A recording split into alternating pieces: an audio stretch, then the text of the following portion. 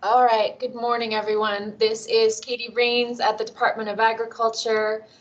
Thank you all very much for taking your time to join us for a needs assessment presentation around the food system from our teams at University of Washington and WSU.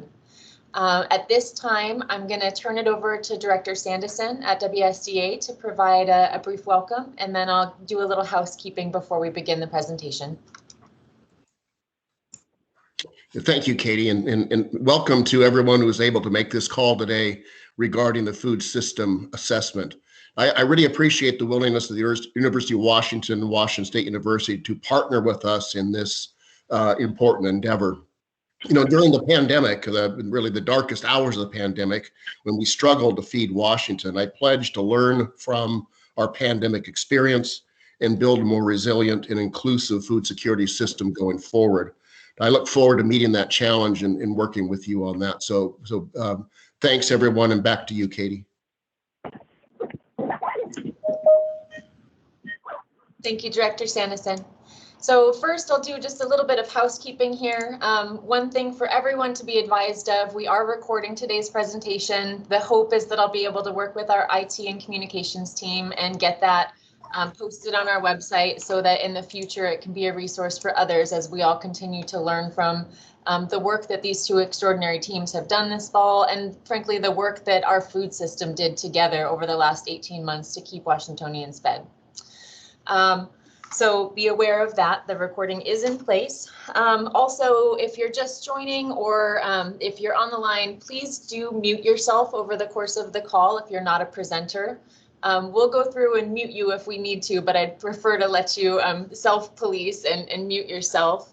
So kind of those are two housekeeping bits. The overview of today's presentation. We're going to begin by turning things over to the research team at University of Washington to share some of their findings regarding food system resilience in the face of COVID-19. What did we learn from the supply side and the demand side? Where are there gaps? Where are there opportunities? We'll have a very brief Q&A, and then we'll turn it over to our team at Washington State, the food systems team, in particular the BIPOC Leadership Team. The purpose of these assessments conducted by University of Washington and the WS Food Systems team respectively was for us to learn. And this is a preview of larger reports that will be made available by each of these research teams in the coming months. The preview means that we're learning together, and we wanted to, for the sake of transparency and opportunity, share this initial learning with all of you so that we can develop strategies that are cohesive, so that we can discuss and break this down together over the course of the fall and determine how to make the best use of the opportunities ahead of us for the betterment of the food system as a whole and for all Washingtonians. One thing to make note of, we really asked each of these teams to focus on kind of a SWOT analysis. What did we learn in the face of COVID-19? What were the issues that emerged as a result of the pandemic? And what were the issues that were exacerbated that perhaps predated the pandemic? When I first reached out to the WSU team, we had anticipated asking them to dig into more of the production side and the farming component. And instead, they came back and boldly said, what we think is really needed is to engage a BIPOC leadership team and to do this comparable analysis from the perspective of skilled BIPOC food system leaders. And given the disparities that have become very evident over the course of the pandemic, we wanted to support that. So we're delighted to have these unique perspectives to share with you all today. We thank you for your time. And with that, I'd like to turn it over to Sarah Collier and Jen Otten at the University of Washington. Great. Let me just share my screen here. And all right, are you seeing full screen? Yes. Excellent. All right. Thank you, Katie. Jen and I are delighted to be here today sharing this preview of our report that assesses the state of our state's food system in light of COVID. And I want to start out by acknowledging that this is made possible by a very deep bench of food system nutrition and health researchers at UW. That includes Adam Dranowski, our program director, as well as Jonas Sipos and Marie Spiker, additional core members of faculty in food systems at UW, and some very talented research scientists and coordinators who you see listed there.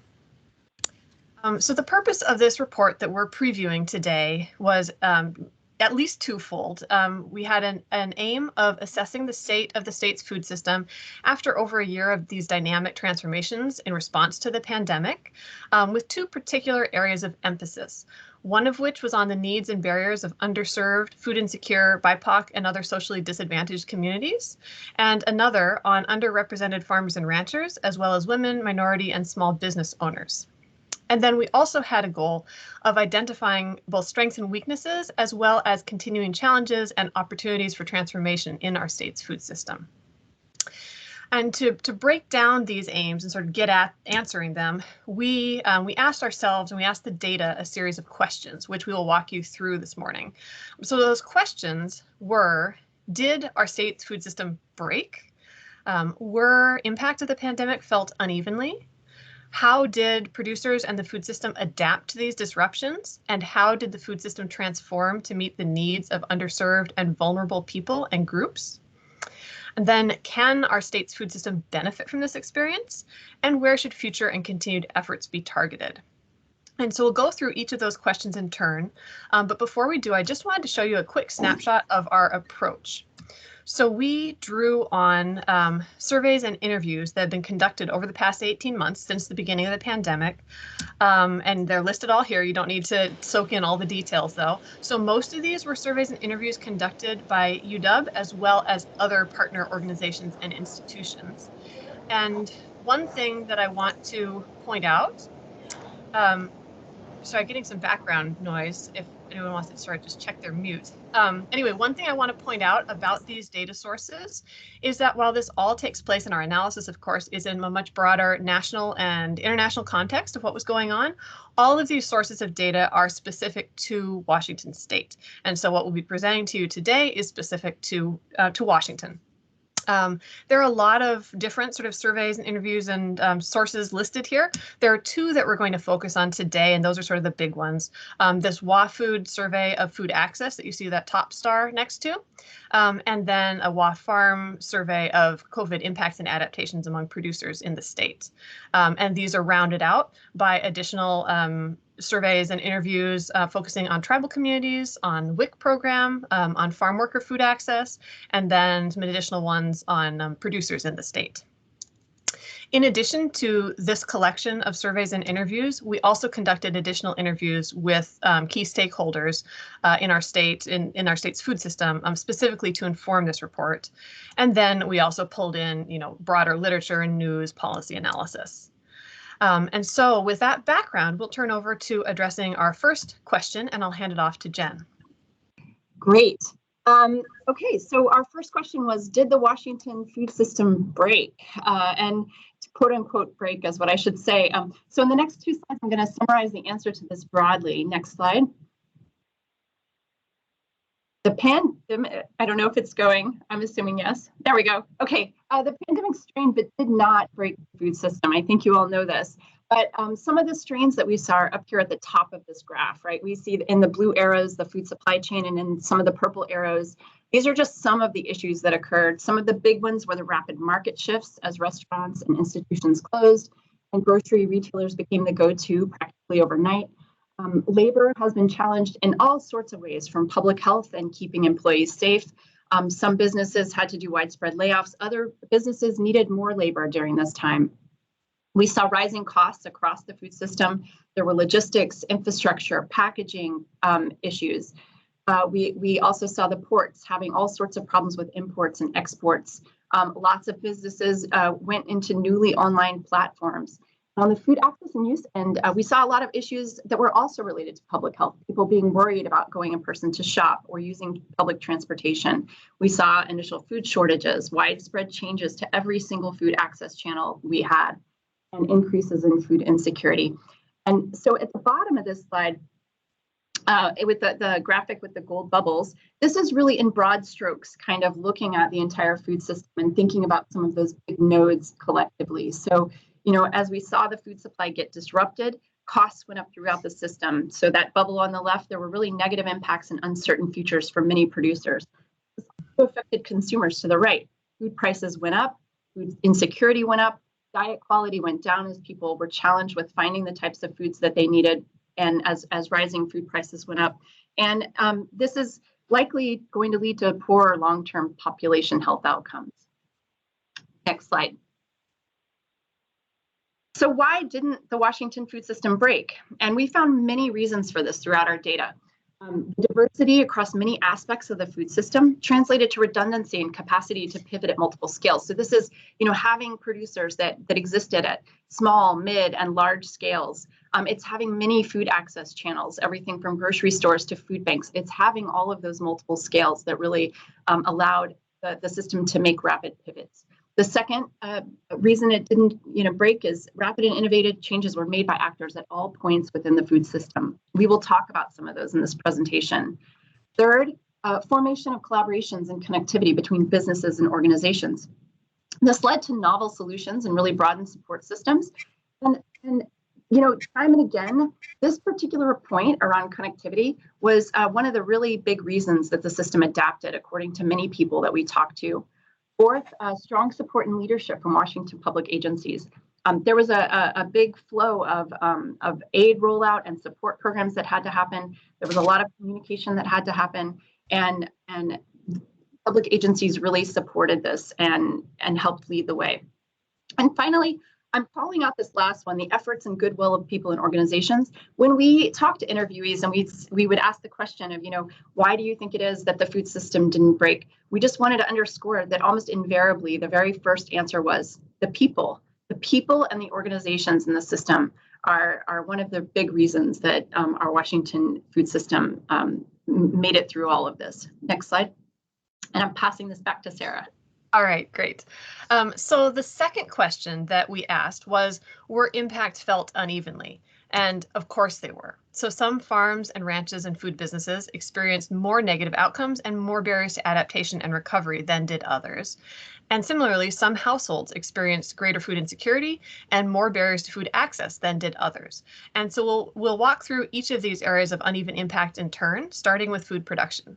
And as we do that, I just want to remind us about the incredible diversity that exists within Washington's agriculture. So just taking farm size as one example, of the more than 35,000 farms in our state, the majority are small farms, but the majority of agricultural production comes from larger farms. And there is a distinct geographic element to this diversity of sizes as well, with higher concentrations of small farms in Western Washington and of large farms in Eastern Washington. And farm size is just one of many, many dimensions of diversity at play in our state's agriculture. We have crops and cropping systems. We have market channel diversity. We have all kinds of diversity. Our state is a leading producer of a wide array of different products, and we have very significant export markets as well. So all of this diversity that exists in our state's agriculture is quite closely tied to the diverse experiences that farmers saw during the pandemic. So we had diverse types of impacts for farms of different types. We had a diversity of adaptation pathways implemented. And then related to that, that means that we had diverse forms of resilience at play in our system, resilience to the impacts and the challenges of the pandemic.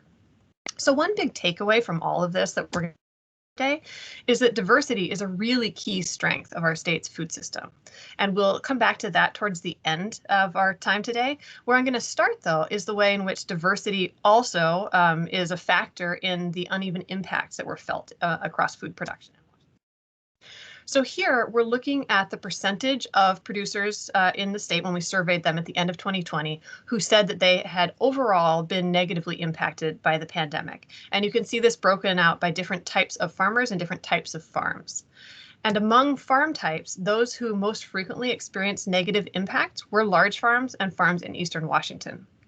Among types of farmers, those most frequently seeing negative impacts were military veterans and BIPOC individuals. So we certainly did have a disparity overall of impacts. And we can look at some other factors too. The gold bars there now are showing you not just overall impacts, but financial impacts. So lost revenue in 2020 compared to 2019. And what you can see here, these trends sort of track pretty well. The gold, the revenue loss, is always lower than the purple, the overall negative impact. So while 60% of producers said they were negatively impacted, just under half said that they were financially negatively impacted, basically, that they had a lower revenue. And this disparity between overall negative impacts and revenue losses, basically, speaks to the fact that there are factors beyond revenue that shape the experience of farms during a crisis. No surprise there, but let's look at a couple of those factors, sort of hidden areas of impact that aren't financial. One of those is stress, farmers experiencing stress, anxiety, depression, even among those who, by the numbers, did well. And this speaks to the strain of weathering and adapting to these impacts, expending energy, drawing down resources. These types of things can take a toll. There's also this phenomenon of stifled growth, where farms might have, by the numbers, grown, increased their revenue, but not anywhere near what their their projected growth was. So that's particularly relevant for farms who were starting out and on a growth trajectory. So there's a variety of different, types of sort of hidden impacts that contribute to the broader sort of negative impacts that were felt by farmers. And so when we're thinking about adaptation to the pandemic, we want to think both about what worked and for who and why, and we also want to think about what did it cost to adapt, and are there hidden costs? Shifting to looking at the different sources of impact during the pandemic, you can see a big list there, and basically the deeper the red, the more significant the impact. And this impact falls into a lot of different categories. These include the most significant, or by far what people felt the most, was market channel closures and shifts. We also saw disruptions to distribution systems, of course, challenges related to labor and to health and safety, interruptions to the supply chain, and financial challenges. So all different types of impacts affecting agricultural production. And I'm going to just sort of walk briefly through a few of them. So the first one, the most sort of major one, market channel closures and shifts. Here we're looking at the percent of producers when they were surveyed by WSDA very early in the pandemic, in May of 2020, so just a couple months in, how many of them were being impacted by market disruptions. And overall, sort of on average, a little less than a third of producers by May said that they were being impacted. However, that figure is much higher for shellfish growers, who were immediately hit by restaurant closures, a major outlet for shellfish, and by disruption to export markets, which actually preceded the arrival of the pandemic in the US.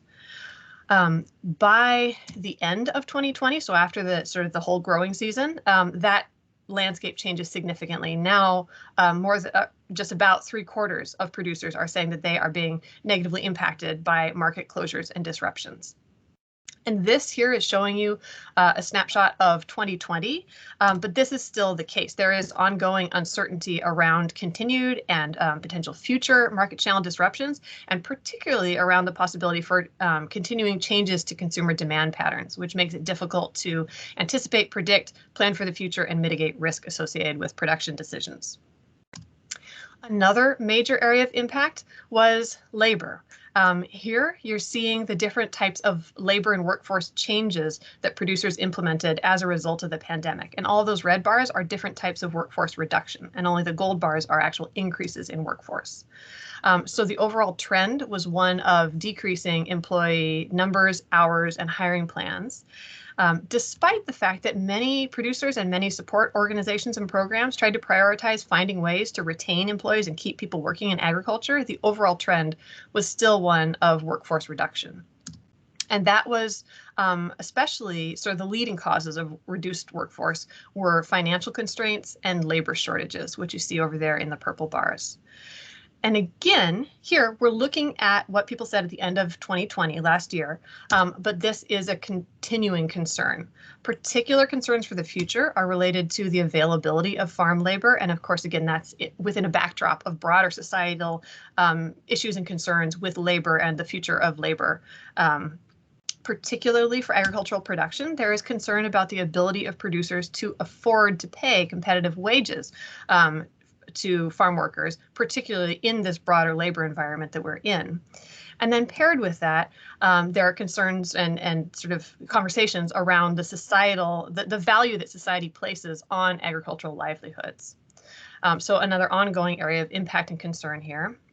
Closely related to especially that affordability, or the ability to afford to pay competitive wages, is the increased operating costs that farms experienced over this last year and a half. So by the end of 2020, almost 2/3 of farms had experienced increased operating costs for a variety of different reasons, one of which was enhanced safety and sanitation measures specifically related to the pandemic. And this is a very information-rich graph that you don't need to worry about there, but the point is that there's a lot of detail under each of these areas of impact. This one in particular, all this sort of extra safety and sanitation measures, was particularly impactful and relevant especially for operations that had employees. And looking at these increased operating costs across the board, although some producers did deliberately keep their prices low to maintain affordability of their produce for their customers, overall, the same percentage as had increased operating costs had to increase the prices of their products as a response to the pandemic. And that has direct implications for the availability and affordability of food in our state. And so with that, I'll turn it back over to Jen again to talk more about food access. All right, so let's look at uneven impacts across food security and food access. Next. So the place to start talking about food insecurity is probably by acknowledging the recent USDA food security report that came out earlier this month. This report said that food security didn't change during COVID. Is it true that nothing changed? No, all sorts of things changed, right? So some of the headlines felt very misleading to many of us. Next. Here's an example of a headline from the New York Times. Vast expansion in aid kept food insecurity from growing last year. If you read into the subhead, you see that it says no overall rise in hunger, but some groups still suffered. And next, if you read deeper into that news article and into the USDA report, you see things like food insecurity did rise among some groups, including households with children, households with Black Americans, and so on. And it shows that particular gap. And if you drop down to the next highlighted piece in yellow, it shows that 29% of households with incomes less than 185% of the federal poverty level were food insecure. So in many cases, food insecurity did rise, and in some cases it was threefold what we saw in some of the other specific subgroups. So while the headlines felt a little bit misleading, if you dug deeper into the report, you saw a little bit of the differentiation here. So I wanted to just sort of acknowledge that. In the Washington state data that I'm about to show you, we really oversampled for these populations. So we wanted to hear from people who are likely to be experiencing high food insecurity. And what we found in our data, and what I'm going to show you, is that our data gradients are very consistent with the USDA report. And one thing to keep in mind as we look through the Washington state data is that, when we're thinking about food security and food access and meeting the needs where we might be underserving or not meeting the needs, averages are not the thing to do, right? Averages are not the thing to do when it comes to thinking about how to allocate resources to those most in need. What you need to have is the data at the local level, targeting those populations with details about those populations and about what they need. And we have that data in Washington state through the work that we've done and through many other partners who've been collecting some of this. So let's talk about some of that data. Next slide. So in Washington state data that I'm about to show you, this comes from the WA Food Survey. Many of you have heard about this survey series. This is the Washington State Food Security during COVID-19 survey. And on the left, you can see in that box, the survey captured COVID impacts on economic security and food access of Washington state residents. We collected information on employment, income and food assistance, food security, and food shopping patterns. But we also did something that the USDA survey doesn't do at all, actually, is that we asked people about the types of food assistance programs they were using and what made them easy to use and what made them hard to use. We also collected zip codes so we could geocode by location. And one of the other things that we did, you'll see that the waves in the middle of the slide here. We have 3 waves of survey data. So in some cases, we can look at the sample as cross-sectional. So we can just look at wave 1 versus 2 versus 3. But we also had people who took the survey at more than one point. So we have longitudinal cohorts in this survey. So we can look at change over time for specific people. Wave 1 went out early in the pandemic as some of the early aid programs were being deployed, and also as some others had gotten some of the early logistics into place. Wave 2 went out in the first winter of the pandemic. So this is when some employment and SNAP supplements were ending and some were beginning. The third wave actually just closed last month in August. And this was happening as households were recognizing that unemployment supplements were ending at the end of August. A couple of things to note here. We have 2021 data, which the USDA survey does not, and we're starting to see some differences in some of the 2021 data. We also have, as I mentioned, some of this important granular data that I'm going to be able to show you. And this is important, right? Because COVID will be with us for a while. This is not over. COVID is not over, right? And so we need to understand how the system is dynamically changing right now, and we need to continue to monitor it. Next slide. So one of the main goals of WA Food, as I was saying, was to oversample low-income households with children and BIPOC households.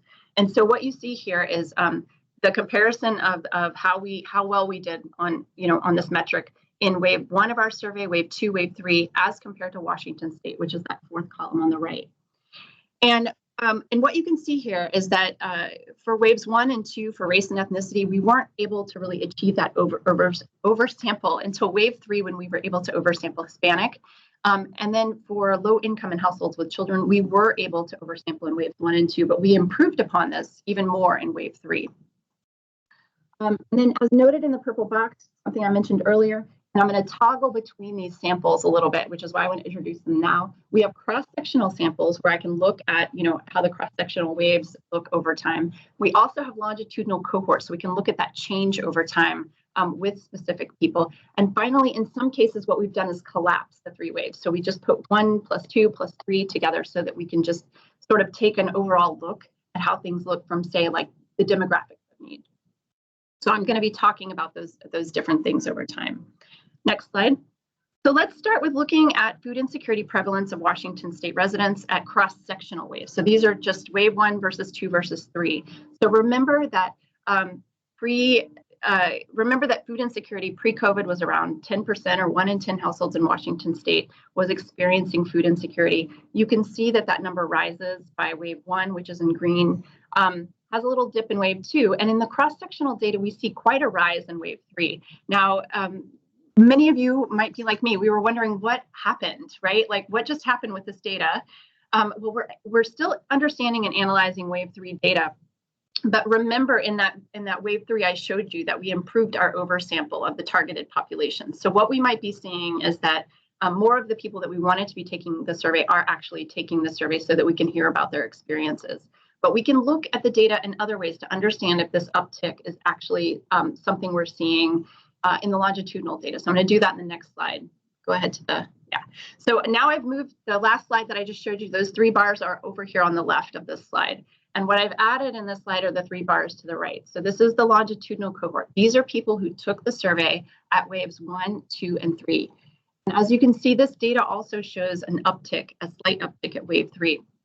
So when I saw this data, I asked a couple of interviewees that we had been talking to, are you seeing an uptick on the ground? I was really trying to understand this data. And a lot of interviewees did say that they were hearing that unemployment supplements were ending at the end of August, and people knew that they needed to start holding back resources. So that was one reason they were starting to see some people. They also talked about summer meals feeling a little less visible to families this summer. And they also talked about the rise in food prices, which we continue to see happen over time. So something is definitely going on here. Next slide. We can also look at the data by income levels, and we see uneven impacts by income. So you can see 3 strata here. The top line in green is our households underneath $35,000 a year. The middle is sort of the middle income of our sample, 35 to 75,000, and then the yellow is our high income strata in our sample. And you can see here that the lower income households were high to begin with, and the middle income households were also high to begin with in terms of food insecurity prevalence there at wave 1. We see a little dip for everybody at wave 2, and then again a slight uptick again at wave 3 for all 3 slightly. So next slide. We can collapse this data and look at the impacts by demographic characteristics. So here we're seeing uneven impacts by demographic characteristics. And how to read this slide, blue is very low food security and yellow is low food security. Together those two sum up to equal food insecurity. And that's what I've added up and summed up in those purple arrows you see down the side. And what we see is greater food insecurity in younger, non-binary, non-Hispanic Black, Hispanic, and households with children. And we also see high food insecurity in veterans as well. Next slide. We can also do the same type of thing and look at socioeconomic factors. So this is the cross-sectional waves collapsed.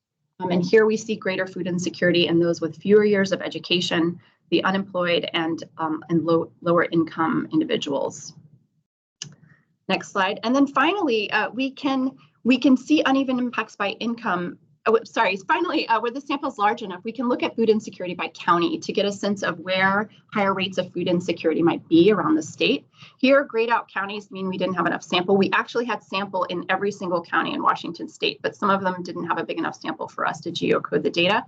And you can see that the darker purple indicates higher prevalence of food insecurity. And so you can begin to see where these different counties are lighting up. Next slide. And finally, another thing that we can do with this food access and food security data is look at the association between household income and food insecurity by Washington state counties. So what we've done is on the horizontal or x-axis, you can see median household income by county. On the vertical or y-axis, we see food insecurity prevalence. And the size of the red bubble indicates the size of our sample in that particular county. And then the number is the average food insecurity prevalence by county. And so you can see two things here. One really important thing is that all counties, regardless of median income, are above pre-COVID levels of food insecurity. And the second is that there appears to be a slight negative relationship between median household income and food insecurity, meaning as median household income goes up, food insecurity prevalence seems to be going down slightly. So those are the two things that are important to note in this slide. Next slide. And I'm passing this back to Sarah. Okay, so we're going to move on now from impacts to adaptations. And the next question is a two-parter, so I'll do the first part. We asked, how did producers and the food system adapt to these disruptions? And I'll walk through a couple of different sort of adaptation pathways, not all of them, but a couple. So the first one that we're looking at here is flexing production plans. And so that means sort of timing, volume, crop choice, all kinds of different changes. You see those listed at the bottom there. Lots of different changes going on. And one thing that's interesting to note, so the most frequent change implemented was increasing the volume of products produced. The next most frequent change was decreasing the volume of products. After that came producing either a greater diversity of products or a smaller diversity of products. And so you see these conflicting adaptation pathways that really speak to the broad diversity of strategies at play here. Different farms of different types were adapting in very different ways. We can break this down a little bit and look at it by factors such as farm age. You're looking at established versus new farms, by farm size, large versus small farms, and by region of the state, eastern versus western Washington. And now for all of these contrasts, we actually can see that new farms, small farms, and farms in western Washington were far more likely to make nearly every type of production change than their counterparts. It's really impossible to generalize anything across such a broad diversity of farms that we have, but these contrasts do suggest that some of the smaller and newer operations, many of which are located in western Washington and are closer to population centers, tended overall to be a little more flexible and able to shift their production patterns to match shifting demand patterns. Looking at these types of contrasts can help us understand ways to target assistance and support to be most relevant for farms of different types. And it's also a really sort of compelling example of the importance of diversity in our systems, where farms of different types are seeing different impacts and adapting in different ways. A final thing that I want to point out here, though, is that this type of flexibility isn't easy. It comes with a cost, right? So in fact, many producers, are trying to, and dealing with the uncertainty also comes with a cost. So many producers talking about planning to maybe increase production proactively for next year, given increased demands that they saw. Others saying that they're going to preemptively reduce production to try to mitigate some of the risk that they're exposed to with shifting markets. So all this flexibility is wonderful, but comes with costs. Another type of adaptation that took place at the farm scale, in addition to this flexing production plans, was pivoting between markets. So we looked at sort of the impact of market closures previously. Now we're looking at how producers sort of shifted weight between different markets from in 2020 compared to in 2019. And you can see, you know, these data are not really surprising. You see big decreases in trade, in farmers markets, in restaurant sales, and increases in direct-to-consumer, food hub, and on-farm sales. One thing that's interesting to note here is those top 3 areas of sort of increasing or putting more weight on them in 2020 are channels that are more frequently used by small farms. So sort of speaking to the who did well and why. We can also do an overlay of this data and break it down by region. So here you're seeing Eastern versus Western Washington, and you can see that there are some areas of similarity and some big differences as well. In addition to these market channels that I'm showing here, there was also activity trying to pivoting to feeding into food access pathways. And there are some great success stories there. There were also some limitations, particularly for some of our state's sort of signature and significant crops where there were hangups with, just the volume of production and the channel it was going to, like going into processing, trying to pivot from processing to food access has lots of increased demands with like washing and packaging of potatoes, for instance. Products with short shelf lives requiring refrigeration, or where they were unfamiliar for home cooks. There were lots of obstacles for some of our state's significant crops. And so that's another area that sort of highlights places where efforts can be directed to both aid in recovery and increase resilience for the future challenges. Another type of adaptation that was very active in our food system in the past year and a half has been building network connections. So when we surveyed producers at the end of 2020, about a third said that they had formed at least one new working relationship specifically because of the pandemic. And these types of collaborations included with other farmers, networking with collaborative networks, and collaborating with other food and agribusinesses. For all 3 of these types of collaborations, they were more common among smaller farms, among farms that produce multiple categories of product, and among farms that utilize multiple marketing channels. So this gives us an indication that not only was this sort of organic network development, sort of system-wide network development, a really important adaptive response, but it was particularly important among smaller and more diversified operations. Final type of adaptation pathway I'm going to talk about is aid and relief programs. More than half of producers that were surveyed at the end of 2020 said they'd applied for at least one relief program. Large farms were more successful in applying for aid than were small farms, and some small farms didn't apply or said that they were frustrated with eligibility constraints. And I wanted to highlight the WSDA COVID Relief and Recovery Program that targeted funds specifically towards sectors that were particularly hard hit by closures. And this program was overwhelmingly appreciated by growers, especially for its speed and simplicity and sort of rounding out these various sort of support and aid and relief programs going on. So this sort of landscape of aid and relief, I'm calling it an adaptation because these are measures that were implemented across the system in order to mitigate uneven impacts that were being experienced. And I'm going to really sort of grossly oversimplify here in order to make a point. So we had different types of adaptations. We had these individual sort of farm level or farm business level adaptations, like pivoting production and market channels. And those tended to be more prevalent among smaller and more diversified operations. And then we also had adaptations at sort of the system-wide level. And some of those were these sort of organic system adaptations like networking. And that was also more common among small and diversified operations. And then we had what I've called here these sort of facilitated system adaptations, programs being in place to offset uneven impacts and things like that. And these were particularly impactful for larger and less diversified operations. Some of those that had been really hard hit by particular closures and particular backups in supply chains and things like that were unable to pivot fully. So we have a diversity of adaptation pathways present in our production system.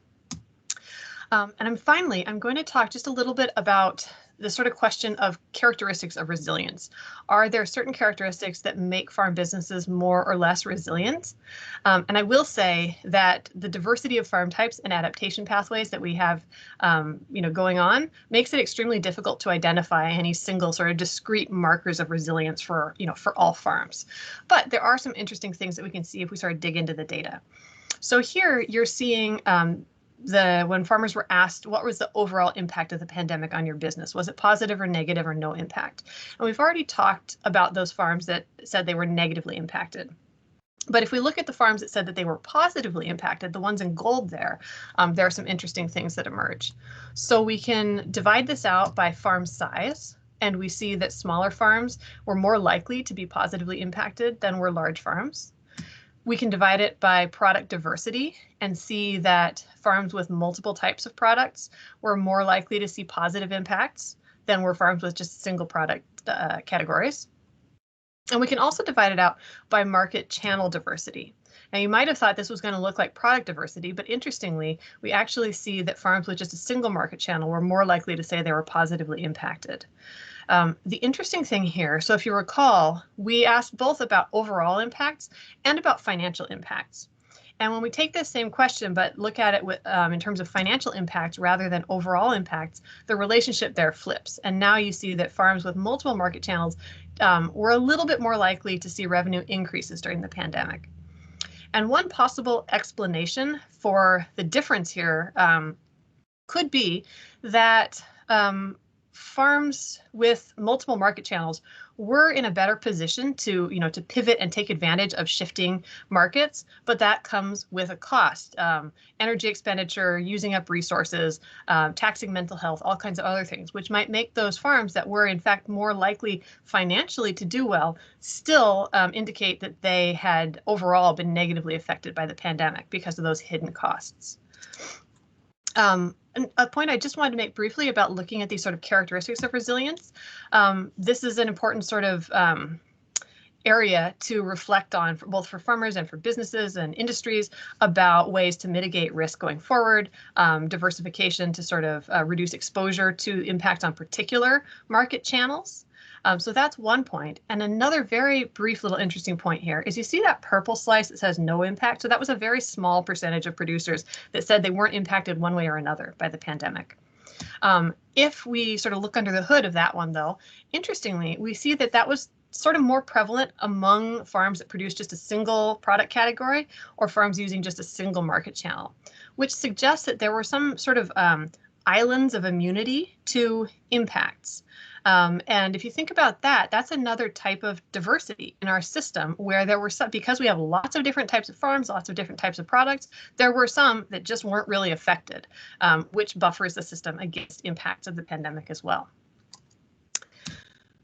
Finally, I just want to round out the production section of this piece with looking at the future.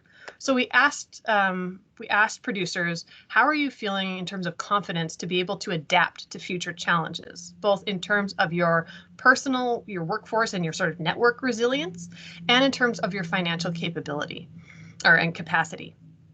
And so the takeaway here is that it's actually pretty high percentages that said they have at least some confidence that they can adapt to future challenges. And that is a really fantastic thing to see. I'm not showing the additional data here, but when we broke this up by farm size and other farm characteristics, we didn't see really significant differences between them, which is an indication of all of these different adaptation pathways at play. There wasn't like one type of farm that was like, that says, yes, we can definitely adapt in the future, and another type that says, no way, we can't. So there's just a lot of diversity present and a lot of adaptive capacity present. And I think this summarizes what I just said, but I'll just go ahead and pass it off to Jen to do the second part of this question. Great. So this is following up to the food access and food security section where we talked about uneven impacts. And we want to know how the food system transformed to meet the needs, to really, correct those uneven impacts. Next slide. So this is just a snapshot of the many food access channels that people use. And there were temporary adaptations that were necessary across every single one of these food access channels. And I don't have time to cover them all in this presentation. So I just wanted to list them to let you know that these are all covered in the report with data and with insights from interviewees. And what I want to do is instead mention on some specific food and nutrition assistance programs and the transformation of these and how they try to meet the need. Next slide.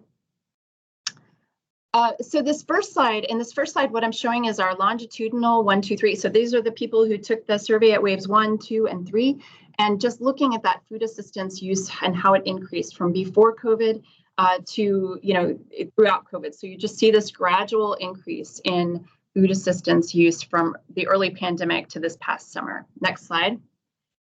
In this next slide, similar to what I did with food security, what I'm doing is I'm breaking up food assistance use of any type by income before and during COVID-19. And again, you can see that food assistance use in the low income strata here was really high to begin with and remained high during the pandemic. And you can see same with sort of the mid-income level. And then even the high income strata saw a slight increase in food assistance use by this previous summer's wave.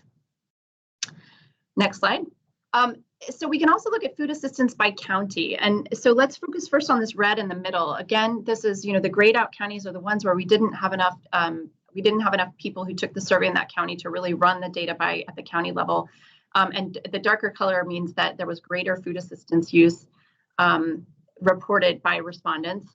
And what you can see, I've put the food assistance use before COVID in the lower left corner of the slide, and I put food insecurity during COVID, which is the one I showed earlier in the upper right. And you can begin to see across all of these three maps that there are clear patterns in where food assistance and food insecurity are happening. Next slide. Finally, I spend a little time on this slide.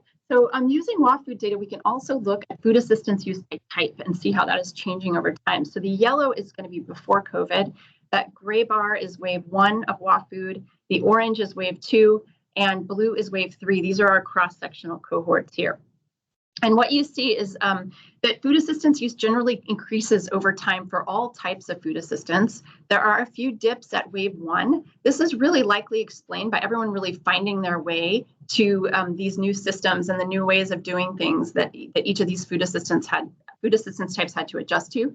But after wave 1, use just mostly goes up and up. So this graph, I think, shows two really important things. One is that SNAP, food banks, and school meals were the most frequently used forms of food assistance.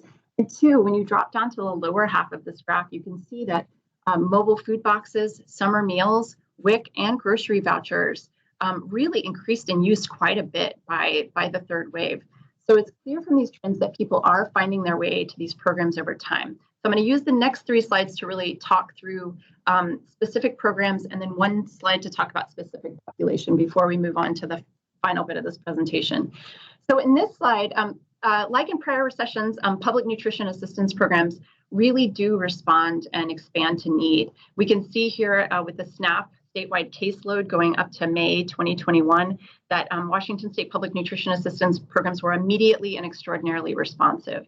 Now, what I've put over in this purple box is that the WA food data actually drills down on each type of food assistance. And again, I don't have time to cover all of this in our presentation today, but in each case, we asked people about what they wanted to see more of, what was still a barrier. And one that particularly popped out with SNAP is that about half of WA food respondents who were using SNAP weren't sure that they could use it online, and about half did want to use it online. Next slide.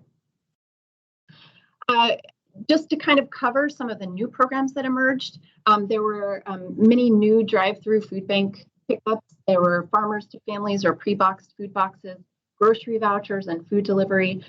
These types of programs were cited as effective in reaching more vulnerable populations. Most people said that this was because there were little or no administrative barriers or paperwork for people who needed them, and they were convenient. In a lot of cases, people really appreciated being able to drive up, put it in their car, and drive off. In terms of needing improvement, because a lot of these had to roll out quickly, which was no fault of many of these programs, was that there were often logistical challenges.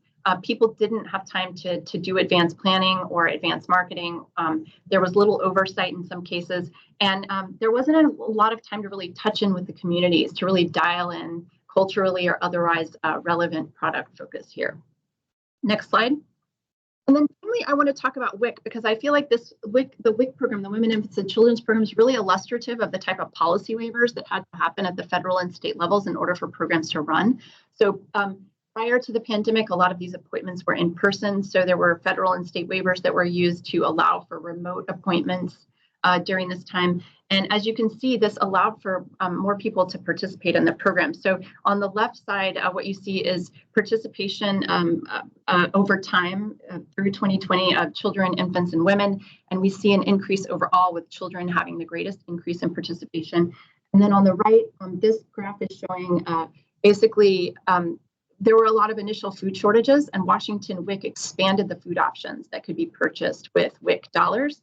And that was to help participants be able to access the types of foods that we were running short of. And so you can see that those expansions really did help bring users back up to the pre-pandemic levels of benefit rates. And the final point in that last slide was that many want these changes to become permanent. So it might be worthwhile to look more deeply into that. Next slide. So the last two slides in this section, one of the things we can do with these WAFood longitudinal cohorts is we can actually look at how many people are becoming food insecure and how many people are becoming food secure over time.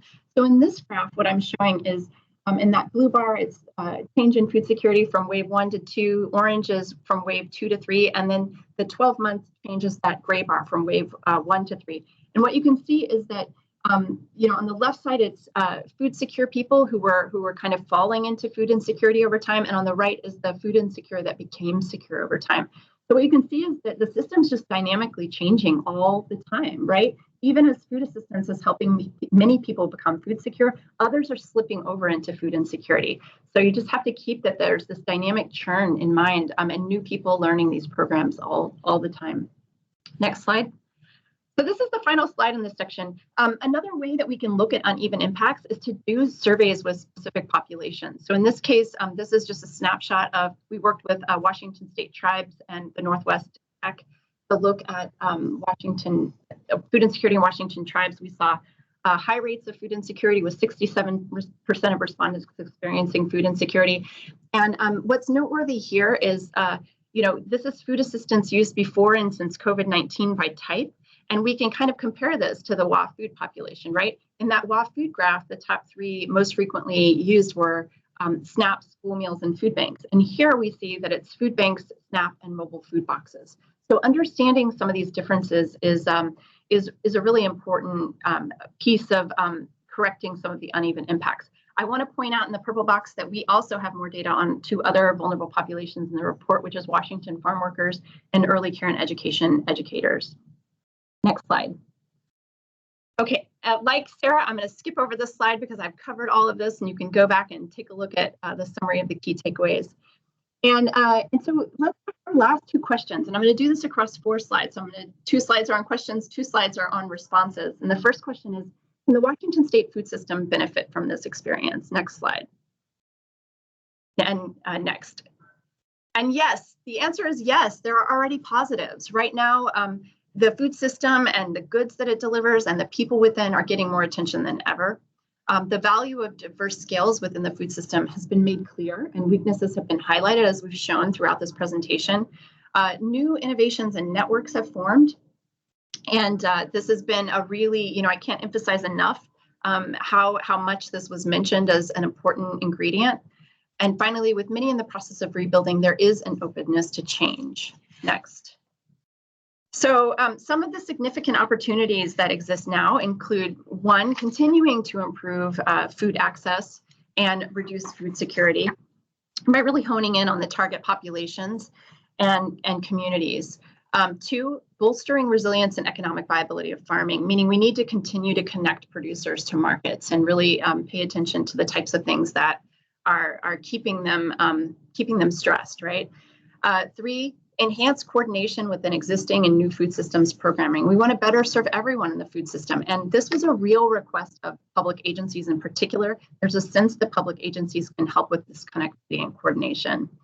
4, optimizing environmental, health, social, and equity aspects as you make change. So really thinking about all those dimensions of the food system, realizing that there's going to be trade-offs and unintended consequences, and trying to minimize those as you go.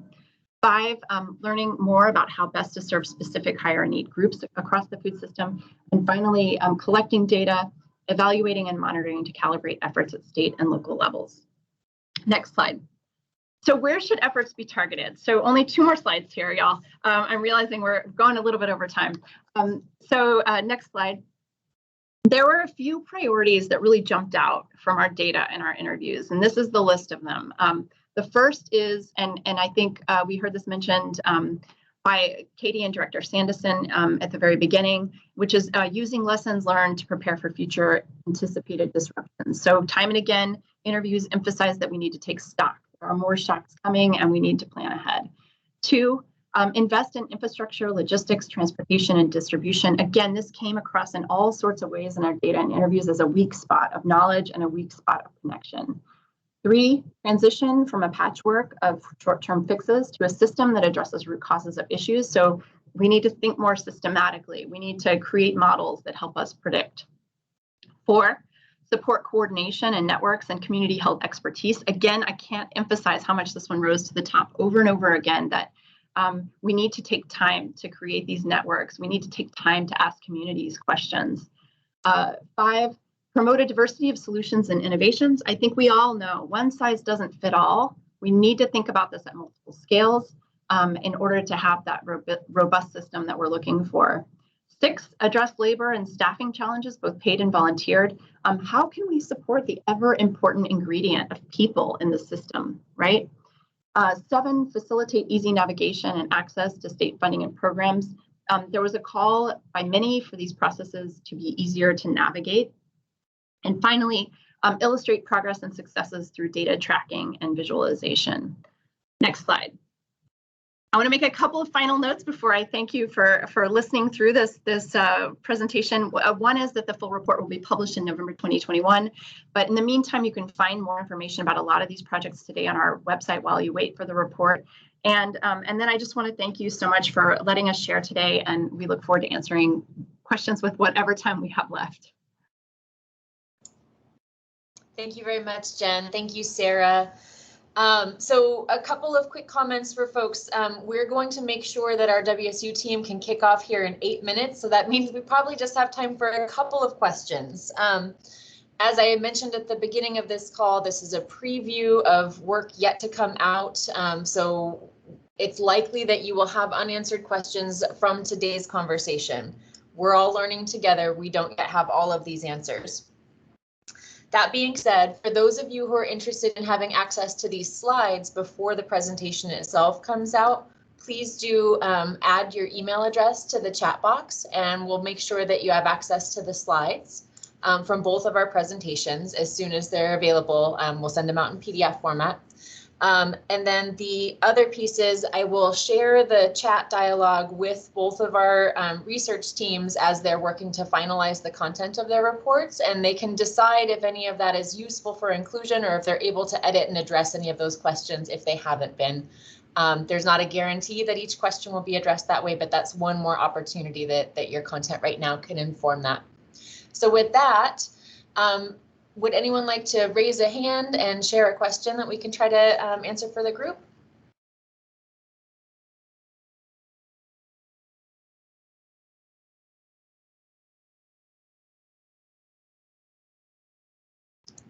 See, I'm going to try. I don't see any hands raised, so I'm going to try to grab comments in the chat as they're coming through. So one question says, curious to learn more detail about the % types of farmers who will reduce production. Do we know anything about that at this time?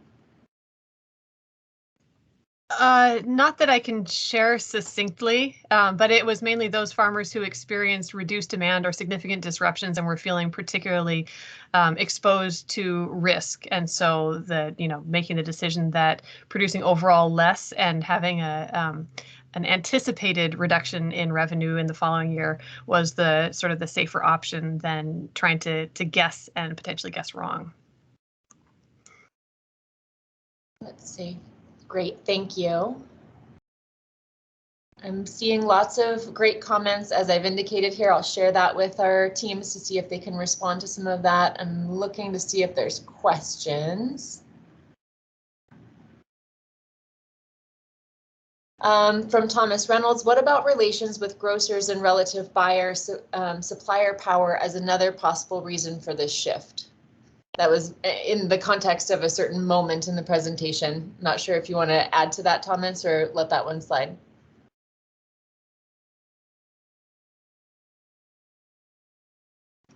Well, since I'm not hearing Thomas, Sabi, I see you've got your hand raised. Do you want to unmute yourself?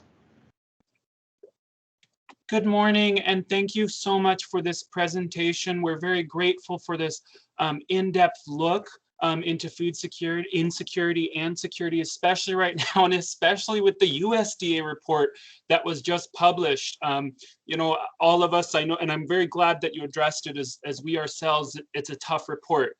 Our question, to be brief, knowing that the full report will be released sometime soon, how were food insecurity organizations that supplement the food bank and temporary emergency food assistance programs, such as Farmer Frog, how were they incorporated, and particularly our services to the BIPOC community, as well as the tribes? You know, and this is important for Farmer Frog because we have serviced so many now in Washington State. Jennifer, I know we spoke about this at one point, but our service has encompassed 1.5 million Washingtonians, and so we're very curious how this was taken into account. Trying to find the unmute there. Yeah, absolutely. So in the report, we use a lot of the interview data to contextualize a lot of the numbers that we presented on the slides. But obviously, it's really hard in a short presentation like this to get all of those contextual quotes into the presentation. But we definitely use it to characterize. You know, you saw in that one slide where I talked about some of these new programs were really reaching the harder to reach populations. And so we use a lot of the information that we were gathered in these interviews to describe how it's reaching these hard to reach populations and why it's easier, which I alluded to ever so briefly, I know, on the slides where I talked about, you know, there being little paperwork and, you know, it was just easier to access for a lot of people. So we do talk about that in the report in more detail. I think there were lots of questions there, so if I missed one, let me know.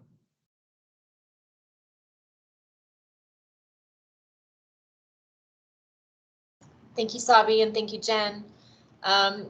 Do we have any other hands up? I see a handful of questions in the chat, like sample size. So yeah, how many participated in the survey? I know there was a slide early on that depicts that. Yeah. So we can respond. Go ahead, Jen. Yeah, no, I was just going to say, sorry, we tried to make the slides really nice and streamlined so they would just be quick for us to go through. So I'm sorry if we didn't jam it all with numbers, but the numbers are all there and we will have it in the final report. Each of the survey waves had 2,000 to a little over 3,000 per wave, which is a really nice sample. I saw some questions earlier about Indigenous and other voices being part of the data, and I just wanted to assure you that in the slides, there is an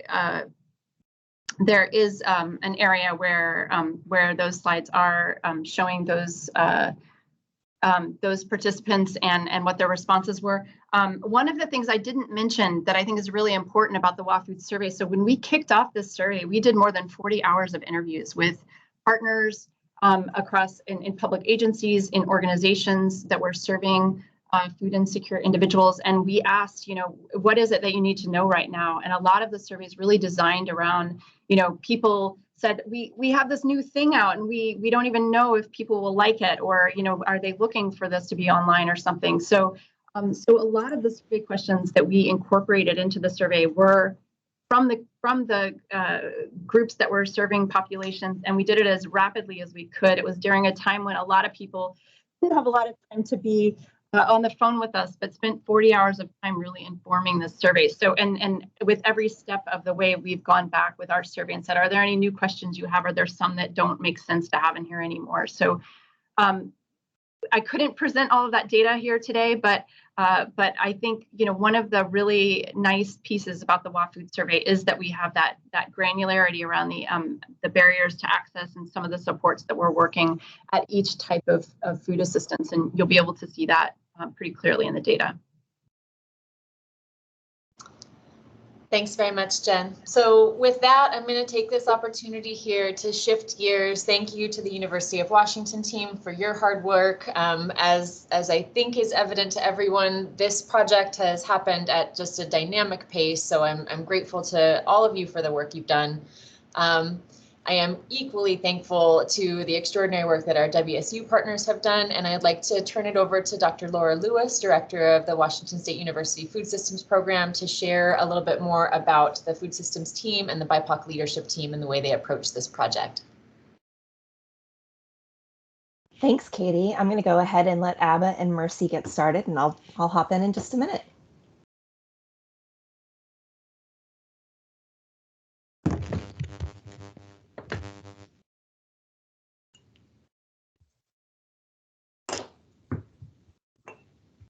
Give us a minute. Hi, everybody. We are going to set up our slides and we'll be running in just a moment. I think we are ready now. Thank you so much, Team UW. Great job. That was a lot of work, rapid work. I know you've been on it for a while. Thank you for sharing your findings and your leadership in this work. We are the Wazoo team. The Wazoo food system, and my name is Mercy Kariuki. I'll be the MC for this event, helping us go through the slides and talking about what we did. But to begin with, before we even start, we would like to take a minute and invite Paula Sardinas to give us some native land acknowledgement as well as Black land acknowledgement. So, Paula, go ahead, please.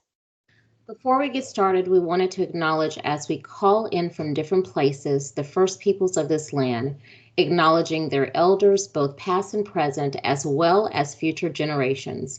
We acknowledge the 29 tribes in Washington and those unrecognized, as well as the land and the waters and their ancestral homelands of those who have inhabited the places for centuries. This acknowledgement is to recognize the violence, displacement, and the erasure of the Indigenous people here and throughout the world experience resulting in their historical trauma. We hope the approach of this team can provide healing, reframing from the colonized lens that promotes spiritual grounding within each individual and supports community connections so that we may know one another. It is also to honor and to pay respect to the Indigenous cultures and to communities that are thriving today. Thank you, Paula. We want to take a minute to give thanks to those who have held this land for a long time and they continue to shape the way the land is as of today. And now we are going to give a living acknowledgement of Black labor in the Americas. Again, Paula. Thank you, Mercy. We want to acknowledge that Washington has benefited from the system of white supremacy, which prioritizes the erasure, cooptation, and the appropriation of Blackness. We realize that the labor is not and cannot be the only value of our Black bodies. We will uphold anti-racist values in all facets of our work, the art we make, our day-to-day operations, our work in the classroom, our farmlands, and in the community. The living acknowledgement of Black labor is a statement that recognizes and honors African people who were enslaved at the hands of white colonizers, subjugated for their unpaid labor, and the descendants of enslaved African people. The purpose of recognizing this deep and difficult history is to show respect, gratitude, and appreciation for the insurmountable contributions of the enslaved who worked the land against their will for generations and for the sake of American capitalism, as well as for the increased awareness of the horrific outcomes of a distorted Black American history. Thank you, Mercy. Thank you, Paula, for those words. And we'll take a minute to acknowledge the Black labor. Thank you. Now we are going to welcome our wonderful leader, Lola Lewis. Lola Lewis has been very, very special to most of us because she has opened up doors for more conversation in our community and letting Wazoo food system become the leader in BIPOC conversations, food system, grains, and welcome Laura. And Laura is going to give us a little bit of history of why we are here today. Thank you so much, Mercy, and thank you everyone for being here today. It's an honor to be able to participate in this process with the WSDA and with our incredible partners, the University of Washington, as well as with all the folks that came together to work on this team for this particular project. I'm the director of the WSU Food Systems Program, and for the last several years, really starting in 2018 at our Food Systems Team retreat, diversity, equity, and inclusion was the priority for the team members that came and participated. We had over 50 of our team members from across the state, and we really have made it a priority. And I'm just really excited today with this group of leaders that have come together to share the work that they've done and really building on the work of many others at WSU, such as the late Jose Garcia Pabon, Marcy Ostrom, as well as Kate Smith's work and many others across the institution. So we're just really happy to be part of this process. And I'm happy to turn it over to Abba. Good morning, everyone, and thanks, Laura. Thank you, Mercy, and thank you, Paula. My name is Abba Kaiser. I'm the project manager for the Food Systems Program. And I just want to say good morning to Director Sanderson, Katie, our UW colleagues, the BIPOC Leadership Team, and everyone else on the call. Laura mentioned a few highlights from our equity work in the past. We currently have a BioAg grant that was awarded to us. It's ongoing to work with a group of community leaders within the BIPOC community to determine and support culturally relevant staple crop systems within Washington. So hopefully you'll be hearing more about that from us in the coming months. And we were just awarded a specialty crop block grant to work with FACT in South King County to directly support Washington BIPOC specialty crop producers. So we're really excited about that upcoming work. Just a few notes about the limitations and outcomes of this work. We had a very tight timeline, a short budget. There were lots of conversations about the interpretation of our intent with this work, in turning this work and the interpretation of it over to a BIPOC leadership team. And the rushed relationship building that was necessary to carry out such a scope of work in such a short timeline. But the outcomes really were phenomenal. We saw a multidisciplinary team come together to deliver this scope of work, leverage their skills, relationships, and capacity to create the start of an impactful report and the start of an exploration of BIPOC-led work to determine their own needs and resource coordination into the future. And one quote from a leader on our team: "The rapid gathering of this BIPOC leadership team group mirrors the rapid work that BIPOC groups did on the ground during COVID to feed their communities." So I just wanted to take a minute about the pivot that we made. The WSDA approached us to do this work, and we were ill-equipped to really interpret data as white organizers. And so really investing in the recommendation that the UW mentioned earlier of transitioning from a patchwork short-term fixes to a system that addresses the root causes of specifically hunger in this case, and food insecurity. So the quote, "Nothing about us without us." It was really important for us to involve BIPOC leadership to inform and lead this process using knowledge-based processes and engaging those who work deep within community. Creating opportunity for partnerships with BIPOC grassroots organizations and individuals, and gathering and leveraging community-based data collection and methods. And this really would not have been possible without the strong leadership and countless hours of work on the side of Mercy Kariuki McGee, who I will turn it over to now to formally introduce herself and to carry out the rest of the presentation. Thank you, Mercy. Thank you, Abba. Thank you, Laura, for the opportunity to work with you. It's been such an honor to work with WSU Food System. I stepped in to lead the BIPOC staple crop.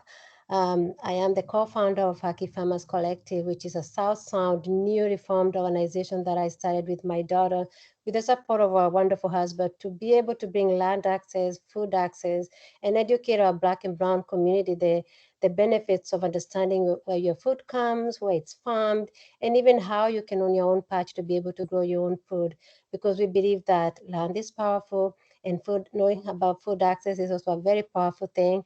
I'm a very active person down in the South Sound. I recently joined the Thurston County Agricultural Advisory Committee, and I'm actively going there to be bringing more ideas about where we need to support urban farming, where we have to support more significant crop growing, and where we have to encourage more Black and brown people to own food, to own land so they can farm their own food. Because at HAC, we believe that the first thing that you need to have to be able to grow your own food is land. And then after that, you can feed your whole community comfortably without having to go hungry. So I'm very grateful to be here today, and I'll be leading this I'm leading this project in collaboration with too many other wonderful people in this team who may be on this call today, and we'll have a chance to introduce those in a little bit. I will not talk much about me, but you will see how we work as a team when we come together. When Abba approached me about this project, the first thing we thought about is there equity in this project? What is it about? And the first thing that came in mind is to put together a BIPOC team to help shape the outcome of this project, because the need assessment was focused on the Black and brown community and socially disadvantaged. And there is the idea that we don't have to be at the table when these things are discussed, but we decided that we needed to be at the table this time. So we formed a very informal group. We put our word out there and everybody came out at the table, and we have been working together for the last 2 months. We then divided ourselves into different groups so we can work parallel and very rapidly. So we had a data team that concentrated on figuring out where all our data is. We had a literature review team that focused mostly on our literature review. And with that, let's talk about a little bit about the executive summary and what we were able to find out. WSDA needs assignment was to inform policy to address food insecurity and food system disruption in BIPOC communities within Washington state during COVID. We reviewed a lot of data, collected case studies, hosted conversations and interviews, and we finally did a SWOT analysis. Some of the key takeaways: inequities were exacerbated by COVID, and there was a lot of talk about centering racial equity in this work. There was also a lot of conversations in most of the things that we looked at about building new collaborative infrastructure. Funding was a major thing, having to create a robust and a sustainable solution. Supply chains, we also found out they were really stressed and are still evolving. So with that, we want to start talking about what are we talking about here. Background and socioeconomics are always the key to food security. And for us BIPOC, we always say, if you're going to address hunger, you have to look at it with an equity lens. Food insecurity and hunger are very interrelated, and it's the health crisis, the climate change, racism, social injustice, and the civil unrest. These are some of the things that we see causing people to face hunger. In any community you go, from here, global, it's always the same thing. COVID impacts are higher among us communities of color, and this is true, data shows that. And also, we have found that there's a lot of COVID-19 data gaps. Some of them are from people entering unknown race, some not having access to vaccination sites, and also a lot of trust issues. Can we trust the government? Can we trust the research? So we have to look at all those things when we're trying to address hunger. We wanted to look at life expectancy for the community, and I have to say this graph is one that shows data gaps, because here we are only looking at the US total Hispanic and Black.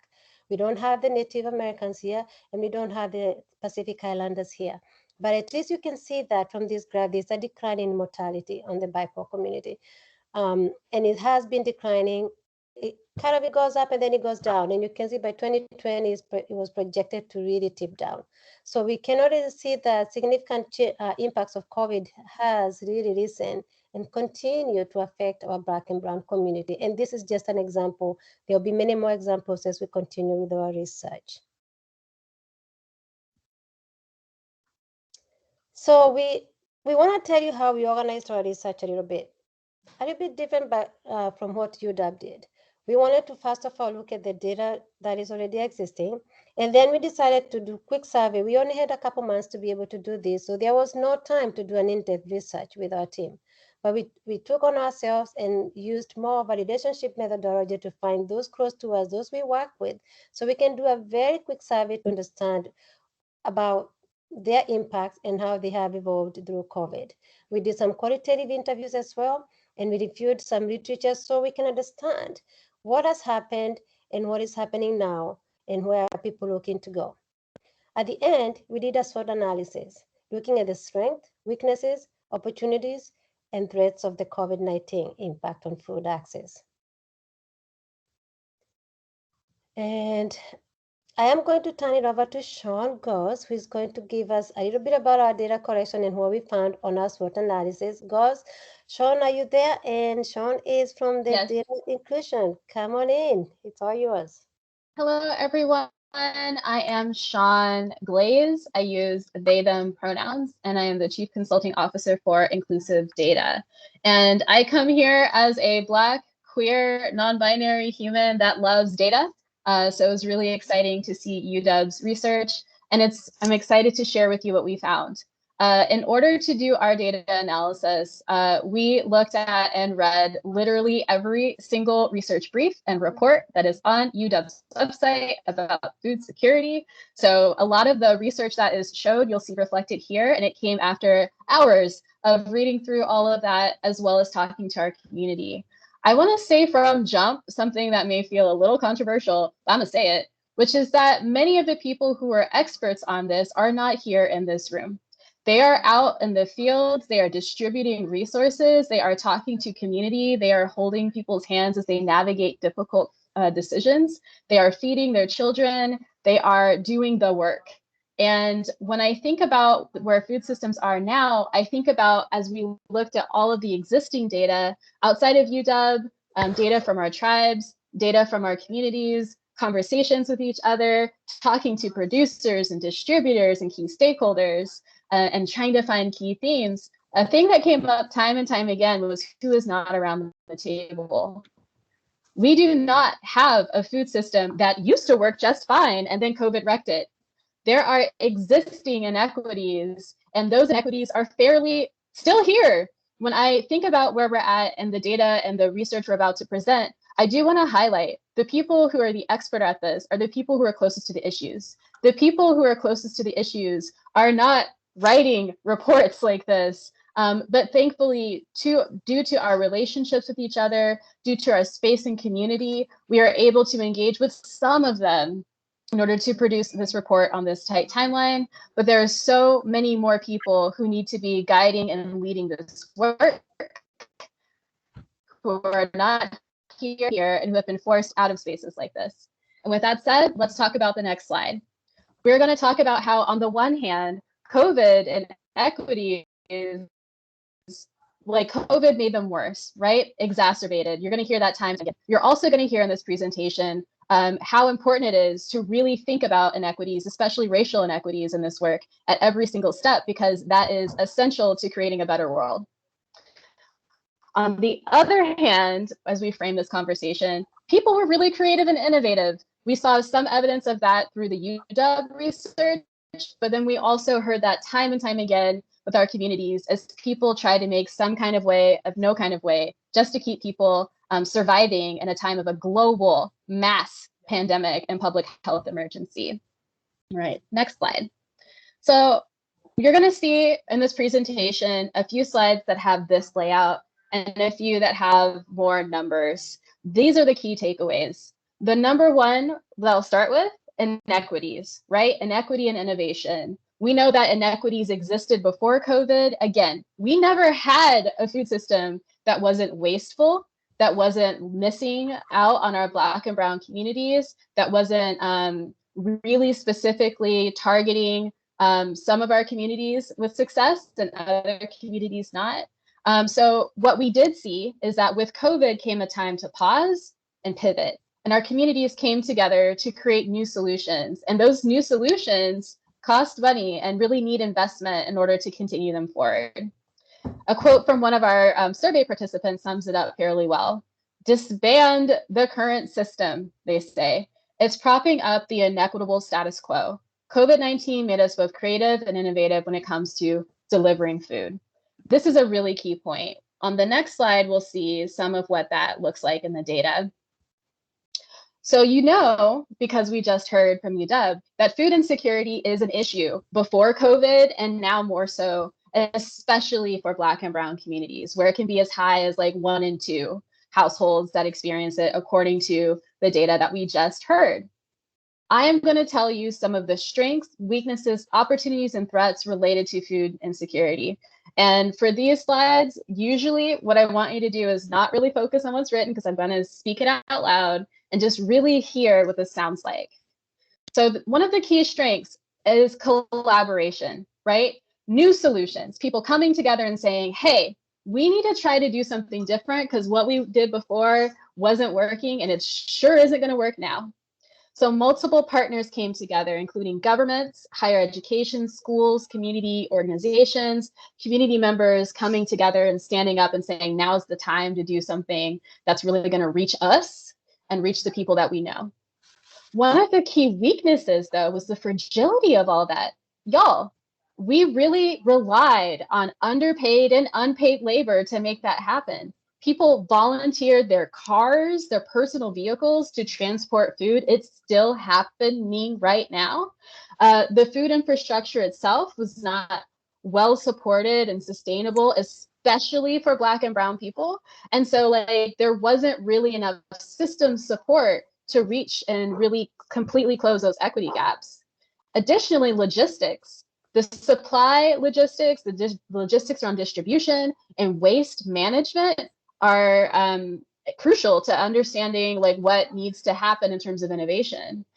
Food waste, again, that's a problem that existed before. COVID didn't suddenly make people understand how to solve that. In many ways, I believe that the research we're going to see years from now, as we do more analysis, is going to highlight that this is a time of incredible waste, which is heartbreaking because it's also a time where so many people are starving.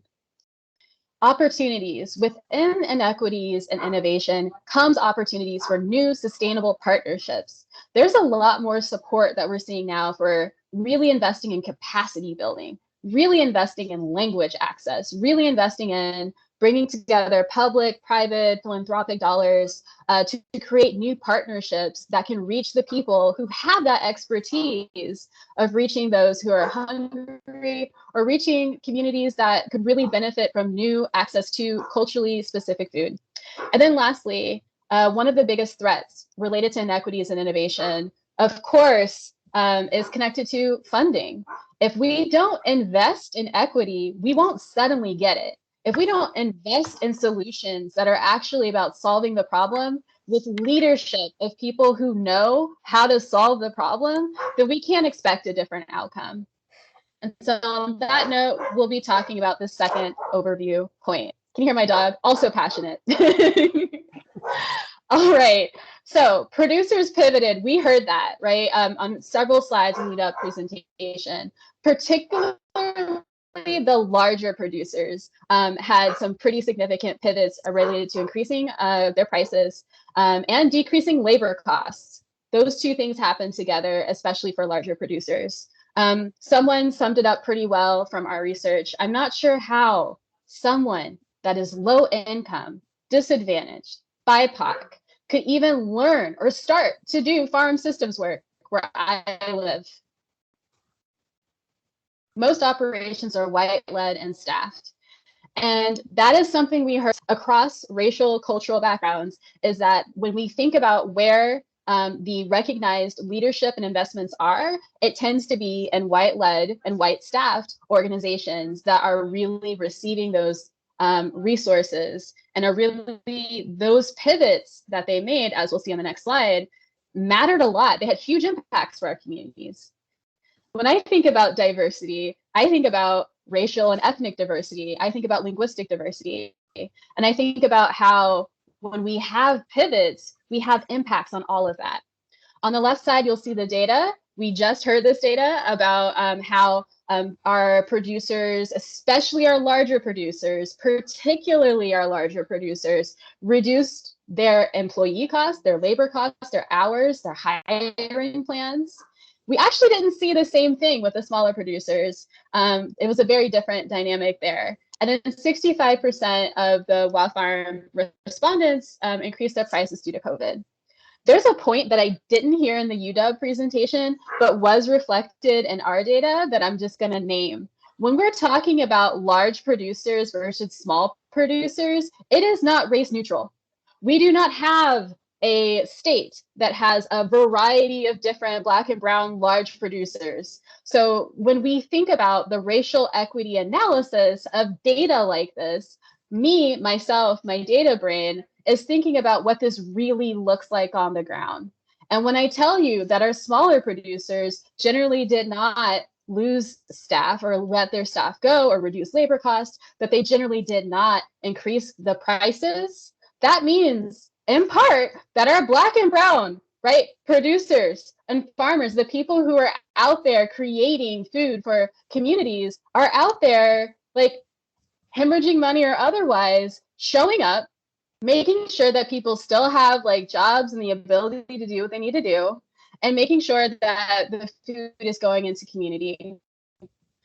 I am not saying that it is a bad thing to reduce labor costs and to increase prices. I understand that that is something that every business has to decide for itself.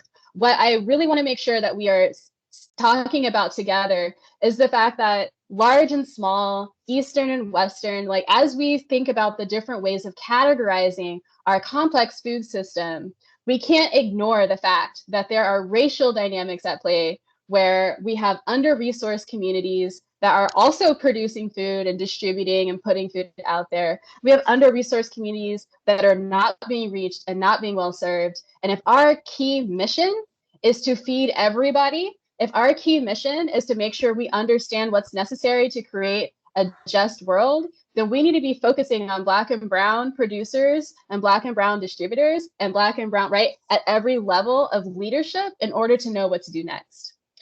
And as we think about the strengths, weaknesses, opportunities, and threats that are provided here, some of these are going to sound familiar, right? The expansion of that network, that let's see, what do you call it? Relational capital, right? The ability to really connect people to each other is something that is remarkable about what is happening right now in COVID. We have more people making connections, collaborations, and we saw that in the UW data, and we saw that in our conversations with community. We saw that labor inequities still there, right? We did not have an equitable system before that relied on the thriving and flourishing of workers. That is not the situation. And we certainly don't have that now. And so what we do see is that many of those larger farms did reduce hours, reduce staff, et cetera, in their response to COVID. And we also heard about reductions in quality of life. We're not just talking about dollars in terms of impacts. These are people's lives. And we did hear time and time again that this was a significant concern.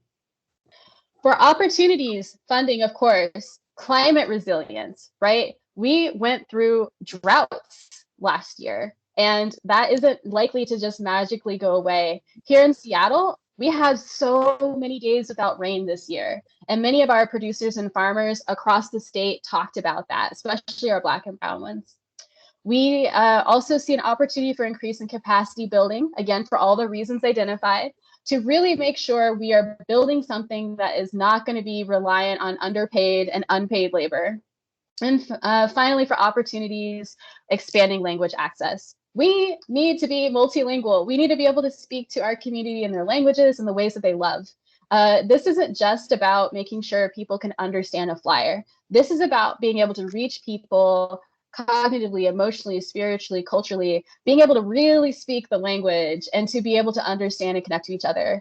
And funding that's devoted there, it will expand culturally specific food access, but will also really expand out the capacity building so that Black and brown people can truly continue to lead and lead in a more robust way.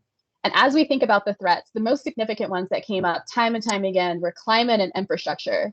If you don't have an equity-centered approach to funding and to interventions, you are going to exacerbate those kinds of threats with climate, water shortages, and lack of infrastructure being the key ones that we will emphasize for this report. I have two more slides talking about what we found in our data. The next one is about the stressed supply chains. We heard about that a lot in the UW presentation that talked about just how complicated our supply chain system is and how there's so many different elements of how people are able to produce and distribute food. We know that the supply chains are stressed. They were stressed before, they're stressed more now, and that they're still evolving to really create new culturally specific food systems. This is essential. This work has to be done because if we're producing food that people won't eat, we are not solving the problem. One of the quotes from our research says, we need more vehicles, larger cold storage, more synchronized logistics, and production for small and medium-scaled food businesses for culturally relevant, shelf-stable food. That sums it up right there, right? We can hear how there needs to be systems-level change, there needs to be shifts in investments, and there needs to be a real priority on focusing on that culturally relevant piece. Otherwise, we're not going to be reaching our communities. The next slide is talking about those stress supply systems. And here's actually something I want to just highlight again. On the left side, we have the existing data. These are data that you've actually mostly just heard from UW. And I think it's really important to think about just how complicated the supply chain is. One thing that I want to say, and that you're going to see, particularly in the next slide, is there's so much missing data on Black and Brown people. When you look in the data sets and we looked in all the data sets and we looked at the data that people use to try to make recommendations about Black and Brown communities. And what data do they source? The same data that we're all talking about today. Time and time again, we would read a report that was just like it's supposed to be talking about Black and Brown communities. And the sources they would cite would be like, Wow Foods, Wow Farm, like all these things, which are great reports to use, but it's worrisome when we think about trying to make like really robust policy recommendations or interventions or investment plans that aren't really specific to the communities that have been most harmed by the existing food system. For the stress supply chains, we see that another strength is the coordinated response, right? People coming together, right? People taking care of each other, like pulling across jurisdictions and saying, let's make this happen. Logistically, a nightmare, right? Because what we saw was that trucking, transportation, storage, all of these really important components to an effective infrastructure, coordinating time and like growing cycle and being intentional about what you're planting so that people will actually eat the things that you're growing. All of those things together were significant weaknesses in supply chains. These are not new problems. These existed before COVID and were exacerbated during it, especially for our Black and Brown communities. The new funding that has been popping up has been really exciting opportunity, not just funding in general, because if you don't do the funding in a way that actually reaches Black and Brown people, then it's not successful. Instead, funding that's supporting supplier and supply chain diversification and capacity building, that is the kind of investment that we're hearing will really help with the stress supply chains. And then lastly, really thinking about those existing racial disparities. Those were enforced and reinforced. That is how this works. Decades of history and data have taught us that, is that when there's a time for change, if we do not pivot strongly in the face towards justice, then what we get is a reinforcement of existing inequities. So a missing equity-centered approach to funding means that while there's funding available, if it is prioritizing the really large farms that I just mentioned are typically not Black and Brown farms, then that is a choice to invest in something, right? It's a choice to invest in a direction that is counter to what we know will reach Black and Brown people. When we are thinking about the limited resources at our disposal, when we're looking at community-owned business development, we see an incredible opportunity there. But if there's no investment there, if there's no development happening to help people with capacity and making sure they do the business development supports needed, then we're not going to see success. And then finally, inequities, right? The tools needed to thrive are multiple. There are many things that Black and Brown communities in particular want to see in order to be able to thrive, not just survive. We want to be able to support each other and not just, have food in our bellies. And without robust supports, intervention policies, we're not going to get there. So lastly, that brings me to the last 2 slides I'll do before handing it back over to our crew, which is invest in equity. We must center racial equity in this work, right? Just like in this presentation, you don't see us going and like hunting for the one slide that has racial equity on it, right? The whole thing, racial equity, that's how it needs to be done. We need to build new collaborative infrastructure in partnership with each other. I am so excited to have a chance to talk to the people that we've talked to. But like I said, the real experts on what needs to happen, most of them in the field, right? Most of them in community right now, not attending this meeting. So one of the quotes that we have sums up this point fairly well. Too many agencies are doing performative equity instead of the real work.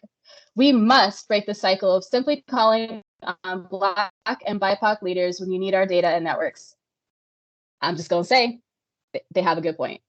In the next slide, we're going to be talking about what the numbers look like alongside the SWOT.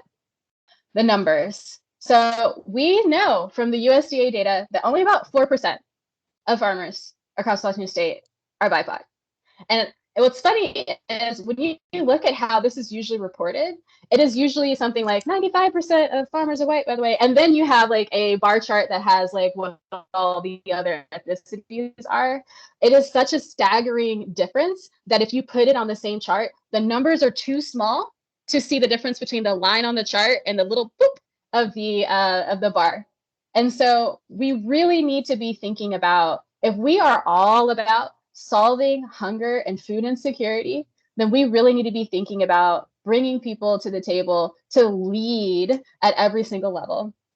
We know that Ferry, King, and Whatcom counties have the highest proportion of Black and Brown farmers, but you know what? These data points are one of the few data points that exist when we're talking about our communities. In fact, usually I talk about the strengths. I'll talk about the strengths fine. Our commitment to racial equity is a strength. This is something that feels new to a lot of people, that we're starting to see the inklings of a tide turning towards really doing something and investing in racial equity instead of lip service. We are seeing a focus on really thinking about multi-sources of data collection, of racial and cultural data, and we're seeing more first-person data collection, which is when we, the communities ourselves, do our own data analysis, our own data research projects, and our own evaluations. What we see is missing data. One of the reasons why there has been such little written about Black and Brown communities with specificity is there is such little collected at the level that we need, the granularity we need to make really informed decisions. In fact, when we are looking at reports and people are doing charts and they're trying to break things down, the number of people can be so small that it's difficult to even try to determine statistical significance. So what you end up having are like these bars that are like barely different within the realm of noise, right? 3% or less difference between bar 1 and bar 2, and it's very difficult to draw conclusions. And you also see people grouping all the Black and Brown people together. And when we do disaggregation, we see that that is a terrible idea, because what different communities need, they need different things.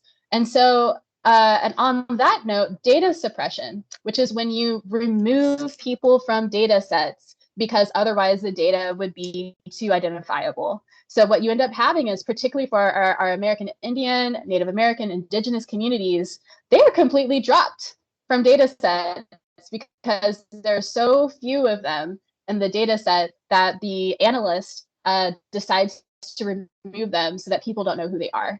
Those are things that really affect a lot of our communities, and communities have created solutions to address that, including the Urban Indian Health Institute, which gives a great analysis on how analysts can work responsibly with Indigenous communities' data collection and analysis and reporting. But that is not something many of us are taught when we do our university education.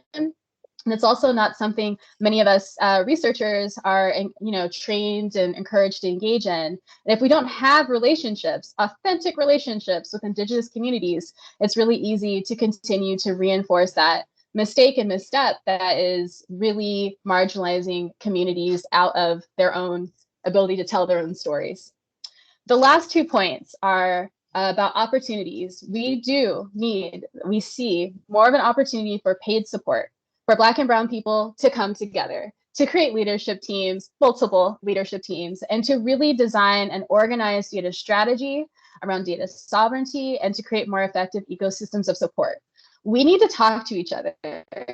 And unfortunately, the way it works is often underpaid or unpaid labor is necessary, or we've been told it's necessary, and the only way to really get Black and Brown people at the table. Meanwhile, we have all of these resources that go into studying an already well-studied status quo, a status quo we know is inequitable and that we know needs the leadership of Black and Brown communities. The last point I'll make before handing it off is threats. Without quality data, it's difficult to assess equity. Without Black and Brown people around the table, y'all, without the support to bring us around the table and share it with each other and talk about what we're seeing, because we do collect data, we just don't necessarily hand it out willy-nilly to people we don't have a relationship with, we'll continue to be limited in our ability to really reach community. The longer we underinvest there, the more inequity we're going to see.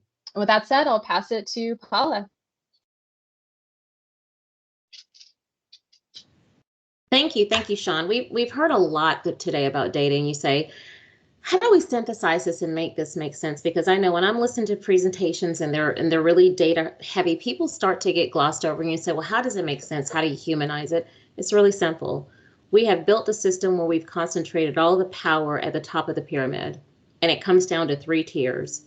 Where you have tier 1, and you have a structure where you have built white patriarchal systems where they have contracts that's been handed down for years and years and years. They have the insurance, they have the mechanism to do the contracting.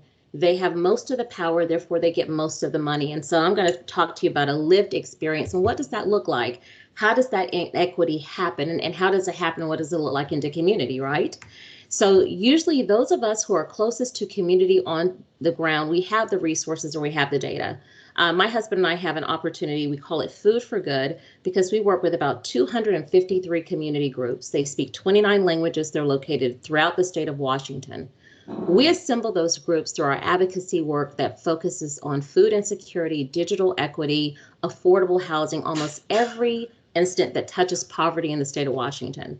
It took us nearly 6 years to assemble those groups, to get the trust of those EDs, and to compile them into a list. And so we naturally came to food insecurity because it's something we've been doing for nearly 30 years.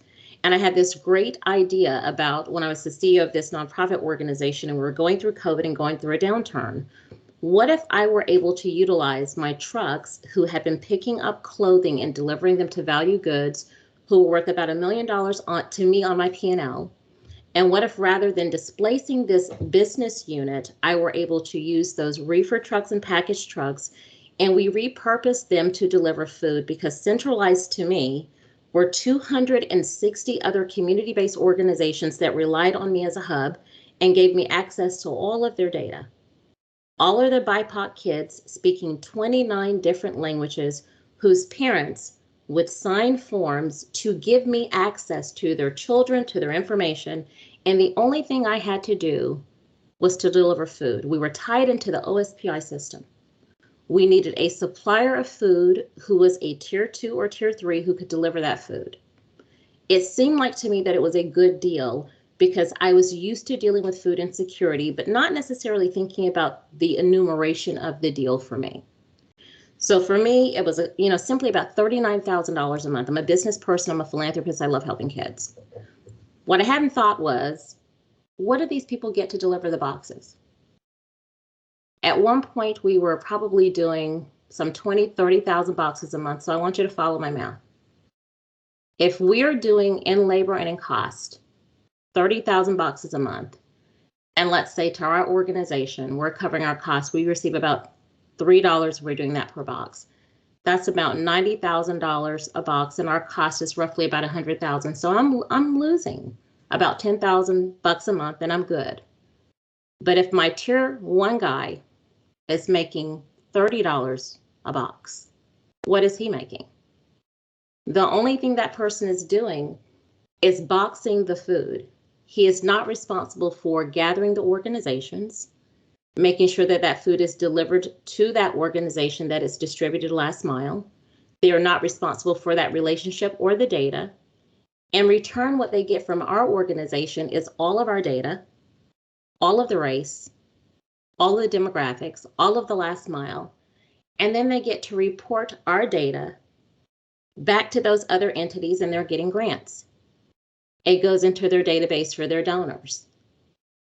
They're then using our organization. When I left that organization, we continued that model, but then it got worse for me as an African-American woman who was a tier 2 distributor, because then I was paying for my reefer trucks, right?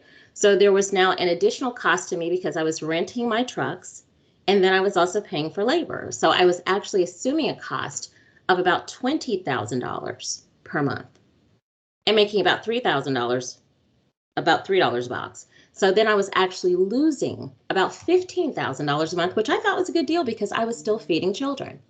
This is the inequity of what Black food distributors go through. And then I was in turn paying the people that I deliver the food to, my community folks who are experiencing the inequity. We call them last mile distributors. They are the folks who have to put that food into the trunk of a car. There are people that are in unincorporated counties that have to take that food to apartment complexes, that take it to Centralia, to undocumented families who won't come pick it up, who don't go to food banks, who won't give you information. They're the people that report back to me the demographics, because we take no information, that say, Paula, this is the number of children, this is whether they're in Head Start, this is all of their information.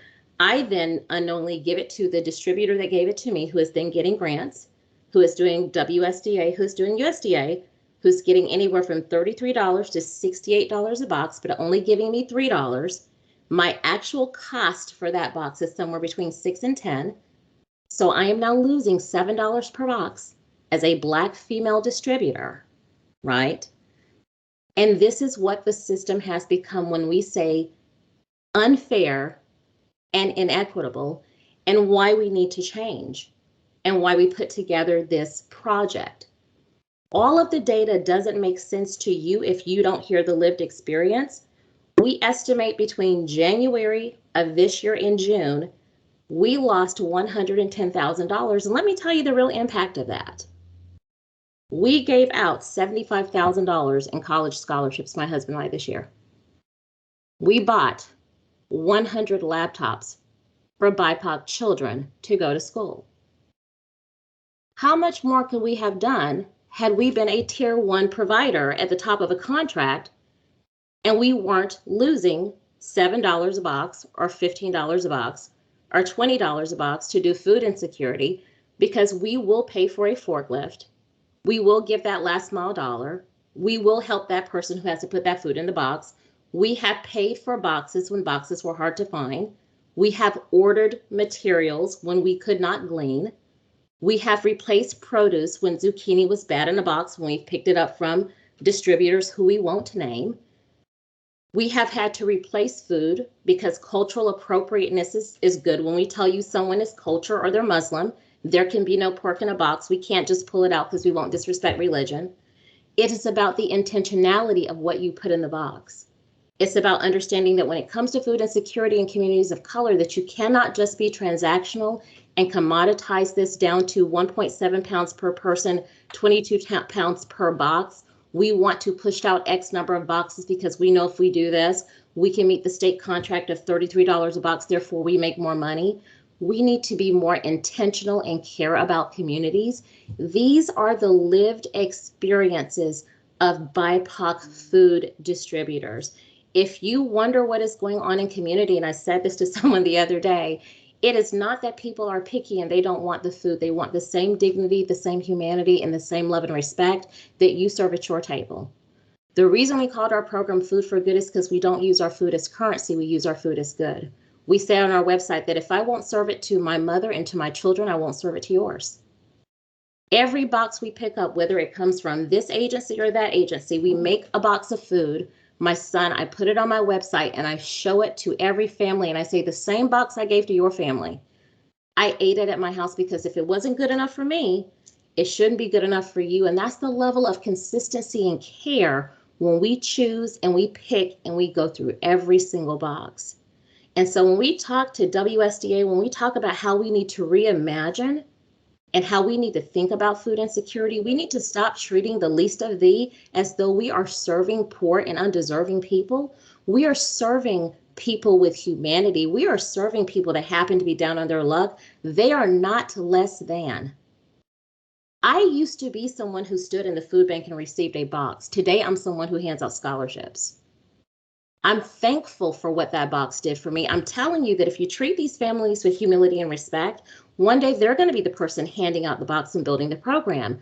We've got to reimagine how we are treating our Washingtonians, and it starts with giving some of the privilege to people like me, to people like Lewis, and allowing us to go from the bottom of the food chain to the top.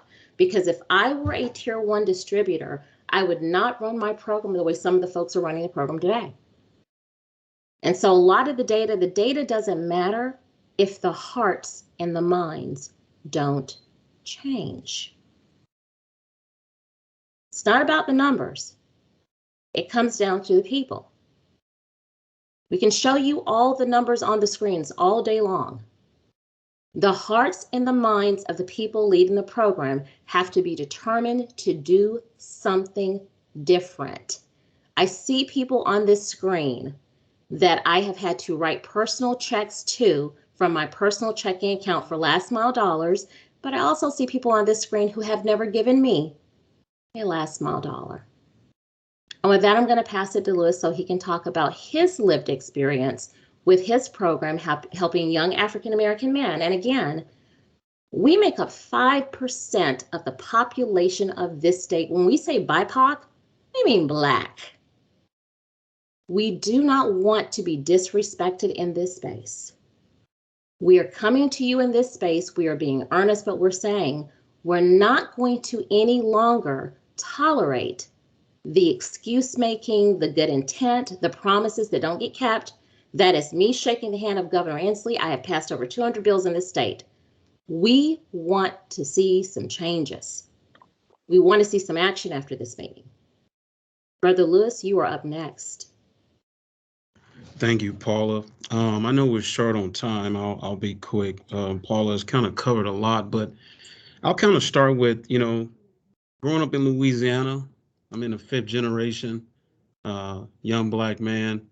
My last name is a slave name, and it's amazing now we can say BIPOC, which is Black, Indigenous people of color. However, 18 months ago, stepping into this food insecurity, we stepped into it because we saw disparities in the community. We were working with young men and families who were saying that they couldn't get food. And I was like, what do you mean? Food banks are over there. Go get the food. Oh, they want this. We can't get that. They want that. And as we started seeing the food was molded, expiration. It was like the bad food. And I realized that as an organization, as a leader, that I needed to do something. So we stepped in to actually start supporting our community. One of the things I realized off the bat was there was a lot of distrust that had already happened. Relationships were not authentic. Partnerships was not real. It was no true collaboration. It was silos. It was a lot of gatekeeping and territorial things. And I began to get a lot of backlash. So it got to the point to where people would send bad food to send a message that I was barking up a tree, right? I needed to step back. I needed to be quiet. I need to mind my business. I saw a lot of oppression. And we talk about slavery and we talk about Black labor. We were out there with 15 African-American young men and young ladies, and we were paying them dollars. And then I find out that all this money got passed through where folks were getting paid on all those boxes off our labor. And when our young folks heard that, it really broke them to say, wow, we really thought that people really was about investing in us. We're already not getting education. We're already dealing with this whole pandemic. We don't have internet in our house. And then here we are. And then we begin to see a lot of passive aggression as well. So one of the things I realized was that, how do we transform communities versus doing a lot of transactions? because I saw a lot of transactions going, but where were the transformation happening? And one of the things that I realized is that how do we go from a betterment model, which we wanted to show these young folks and people in the community that we wanted to give them a fish. We wanted to teach them how to fish, but at some point we need to give them access and we need to give them ownership where they can grow their own food, do workforce development, use this as a leverage. I know there's Career Connect, which the governor is doing that. How can we leverage Career Connect to do workforce development where we can create pathways into education and really change this economic thing so folks don't have to keep getting food, right? And then last thing is that how do we create regional partnerships, right? Duplicating the models that people are doing great work. How do we go and see, how do we do technical assistance, capacity building? How do we do real, authentic community engagement and mobilization? I've seen a lot of folks coming into community using people, human capital and data, saying, oh, we want to work with BIPOC organizations, but really it was just about folks gaining access. Just last week, we had to send, I would say, WSDA boxes back that were not good. Week before that, we had boxes that was molded. So I'm still seeing today inequities happening, even in food insecurity, and it's really something we got to change to really make this better. And my last thing I'll state is really what we need is we need real change. We need leaders that are going to be real. And real means responsible, accountable. We need accountability. We need real accountability. We need to hold folks accountable. If we're leaders, we need to be accountable to what we say we're going to do. We need leaders that are ethical, which means you're going to do the right thing. You're not going to say one thing in a meeting and then we get in the parking lot, oh yeah, I don't like that Lewis, he needs to be quiet. So how do we be ethical and do the right thing? And the A is being true to ourselves. At night, I want to go to bed and know I did the right thing and I was true to myself. I don't have to worry about what I did, any backlash, because I did the right thing. I heard Paula talk about it really is a heart change. We really got to change our hearts. And the last one is we need leaders that are loving, that are caring for others and not for yourself. I've been out laboring. I had my colon removed last year and I was still doing food insecurity. I had my ankle replacement. So I still had to continue to love my community. We need folks that's going to care for others more than themselves. And in my last one, I want to talk about a quote from Frederick Douglass. And on his dying bed, someone asked him a question. They said, Frederick Douglass, what advice would you give to a person who is looking to fight for justice and fight for equality? And he said 3 words: agitate, agitate, agitate. And that's what we need to continue to do, is agitate, which means we got to make someone trouble them. We got to continue to make them nervous about doing the right thing. We got to arouse public concerns about issues in the hope of prompting action. There's been a lot of words about this equity and inclusion and all these different things, but it's time for action. We need to change. For me, it's not really about the money. It's really about transforming communities and making sure that these dollars are going to our youth. So in my closing, I would say thank you for your time. I'm looking for the next steps of how we really go into action, how we really shift and pivot what we've been doing. We can't keep doing the same thing. Food insecurity is not going away. It only has really been exposed. So thank you for your time and looking forward to our next conversations. Whoa, thank you. That was a powerful moment, and I hope you all felt the heaviness, the power of that presentation. It took many hours of emotional burden, giving up our other work to be able to bring this information to you. Like we said before, BIPOC are leaders, they are farmers, they're producers, they're mothers, they're teachers, they're activists, they're distributors, they're all of the above, and they're data collectors. We do this all so we can benefit our community. But we can't do that without coming up with a plan. I want to thank everybody who has given their time to this project, and especially all our partners who are not here today, like Sean said, because of the work that we've overburdened them with to do. And also acknowledging those who have come to be able to join us to do this work together. The leadership of Wazoo for helping us, giving us the space to express ourselves, allowing us to take the control of this project, allowing us not only to use data, but new life experiences, to speak of the truth, to tell the truth, and to be the data. Because at the end of the day, I'm still the data. Sean, you're still the data. Louise, you're still the data. Paula, you're still the data. Our children are the data. Our ancestors have been the data. Our future is still going to be the data. So there has been a lot of data collected, but none of that has removed the barriers of equity. So you can see that our research focused a lot on equity because we believe that if we can take the inequities, remove the barriers of equity, we can feed our people. We believe that if we can go to the root cause of our hunger, we can feed the people. We believe that if we can go deep into the communities that we serve, we can feed the people. We also believe that it's not just about the food. It's about how significant it is. You could give me a ginger, it could save my life. You could give me sorghum, it could save my life. You could give me millet. There's a lot more I can say. But I want to jump into the recommendations because there's a lot we can talk about equity, Black and brown communities, data, everything. But let's talk about our approach and what we think WSDA should be looking at when they're moving forward. The number one, obviously, is equity. There's no way we are going to solve hunger in our communities, not in Washington state, but around America, until we tackle inequities, the biases that the system has placed, from health to education to housing. We remove all those, we can feed our people. Stop segregating people, because we see more hunger in segregated communities. We see less people educated in segregated communities. Don't put them in a box.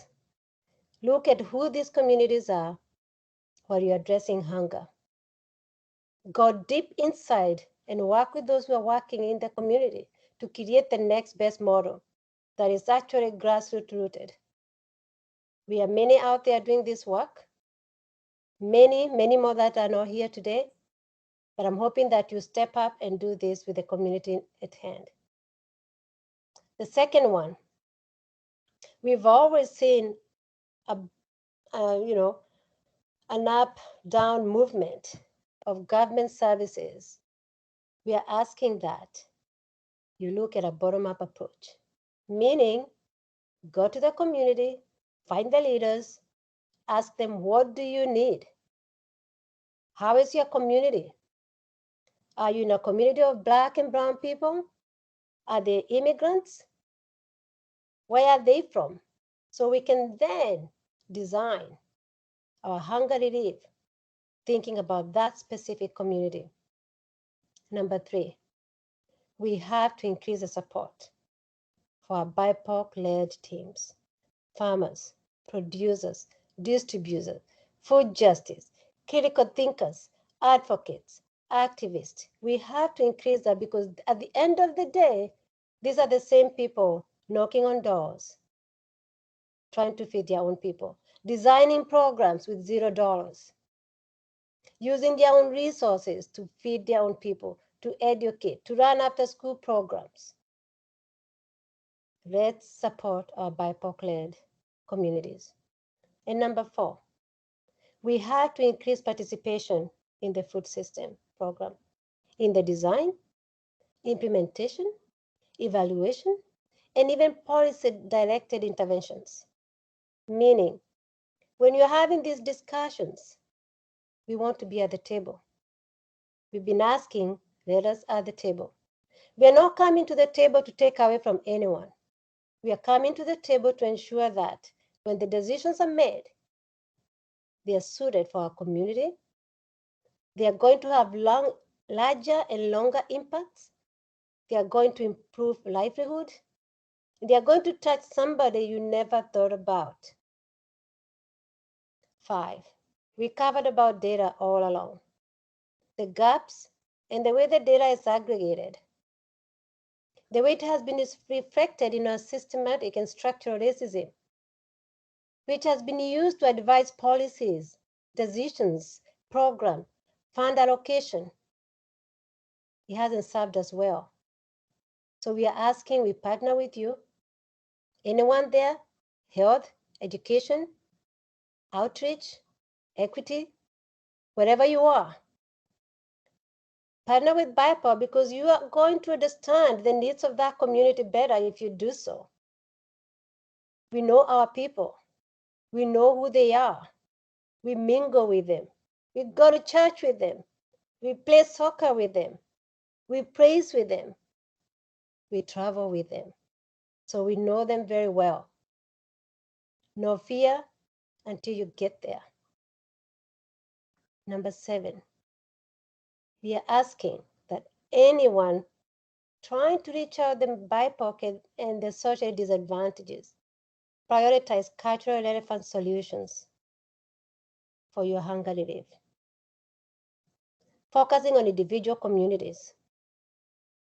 Working with BIPOC-led organizations. So again, all the solutions you come up with can be channeled through these organizations who know their communities very well. You heard from Paula, you heard it from Louise. Yes, we need data, but you can't get that data until you talk to Louise, until you talk to Mercy, until you talk to Sean. There is those people in those communities who are already trying so hard with very little resources. If you can combine your efforts with the BIPOC and come to us, we can solve hunger. It's not about hunger. There's plenty of food in America. It's about equity. Equity is always in the center. And we cannot run away from that, no matter how much we want to say, it's not equity. Yes, it is equity. If it was not equity, I wouldn't be standing here speaking to you. We would not have asked Wazoo to allow us to read this opportunity.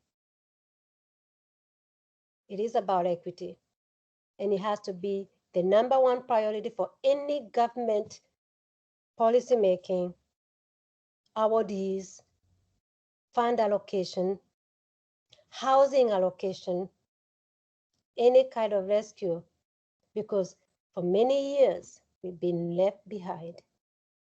And that's the last of the slide, and Katie has a hand up. Yes, Katie. It was partly with apologies. I need to adjourn us today. So we've gone a little over, but I want to really actually focus on thank you, Mercy. Thank you, Sean. Thank you, Louis. Thank you, Paula, and the other members of this leadership team. Thank you to the entire University of Washington research team and all of you who spent a couple of hours with us today to preview the findings of this important research. Just to confirm, if you have provided your email address in the chat box, then we will go ahead and send out the slides, the final slides from each of the 2 presentations today.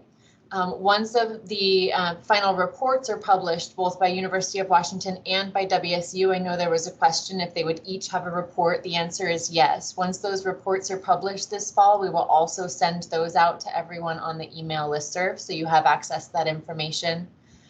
As I indicated at the beginning of the call, but I know some folks have changed over the course of the conversation, this was a preview for all of us in state government to learn from this incredible research that's been done, to learn from the lived experiences of those who've been involved.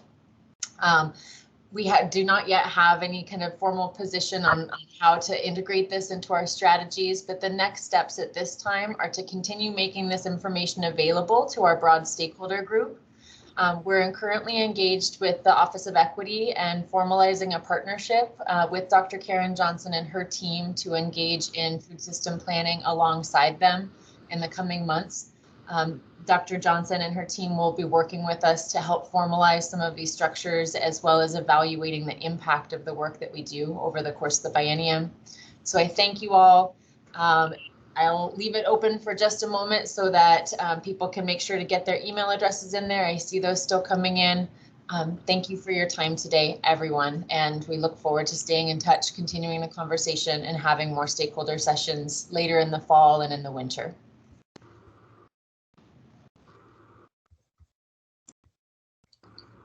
Thank you, Katie. Thank you everybody for attending, and we will be making this available to everyone. And we just want to take the opportunity to say how great it was to share the space with all of you. Thank you, Katie.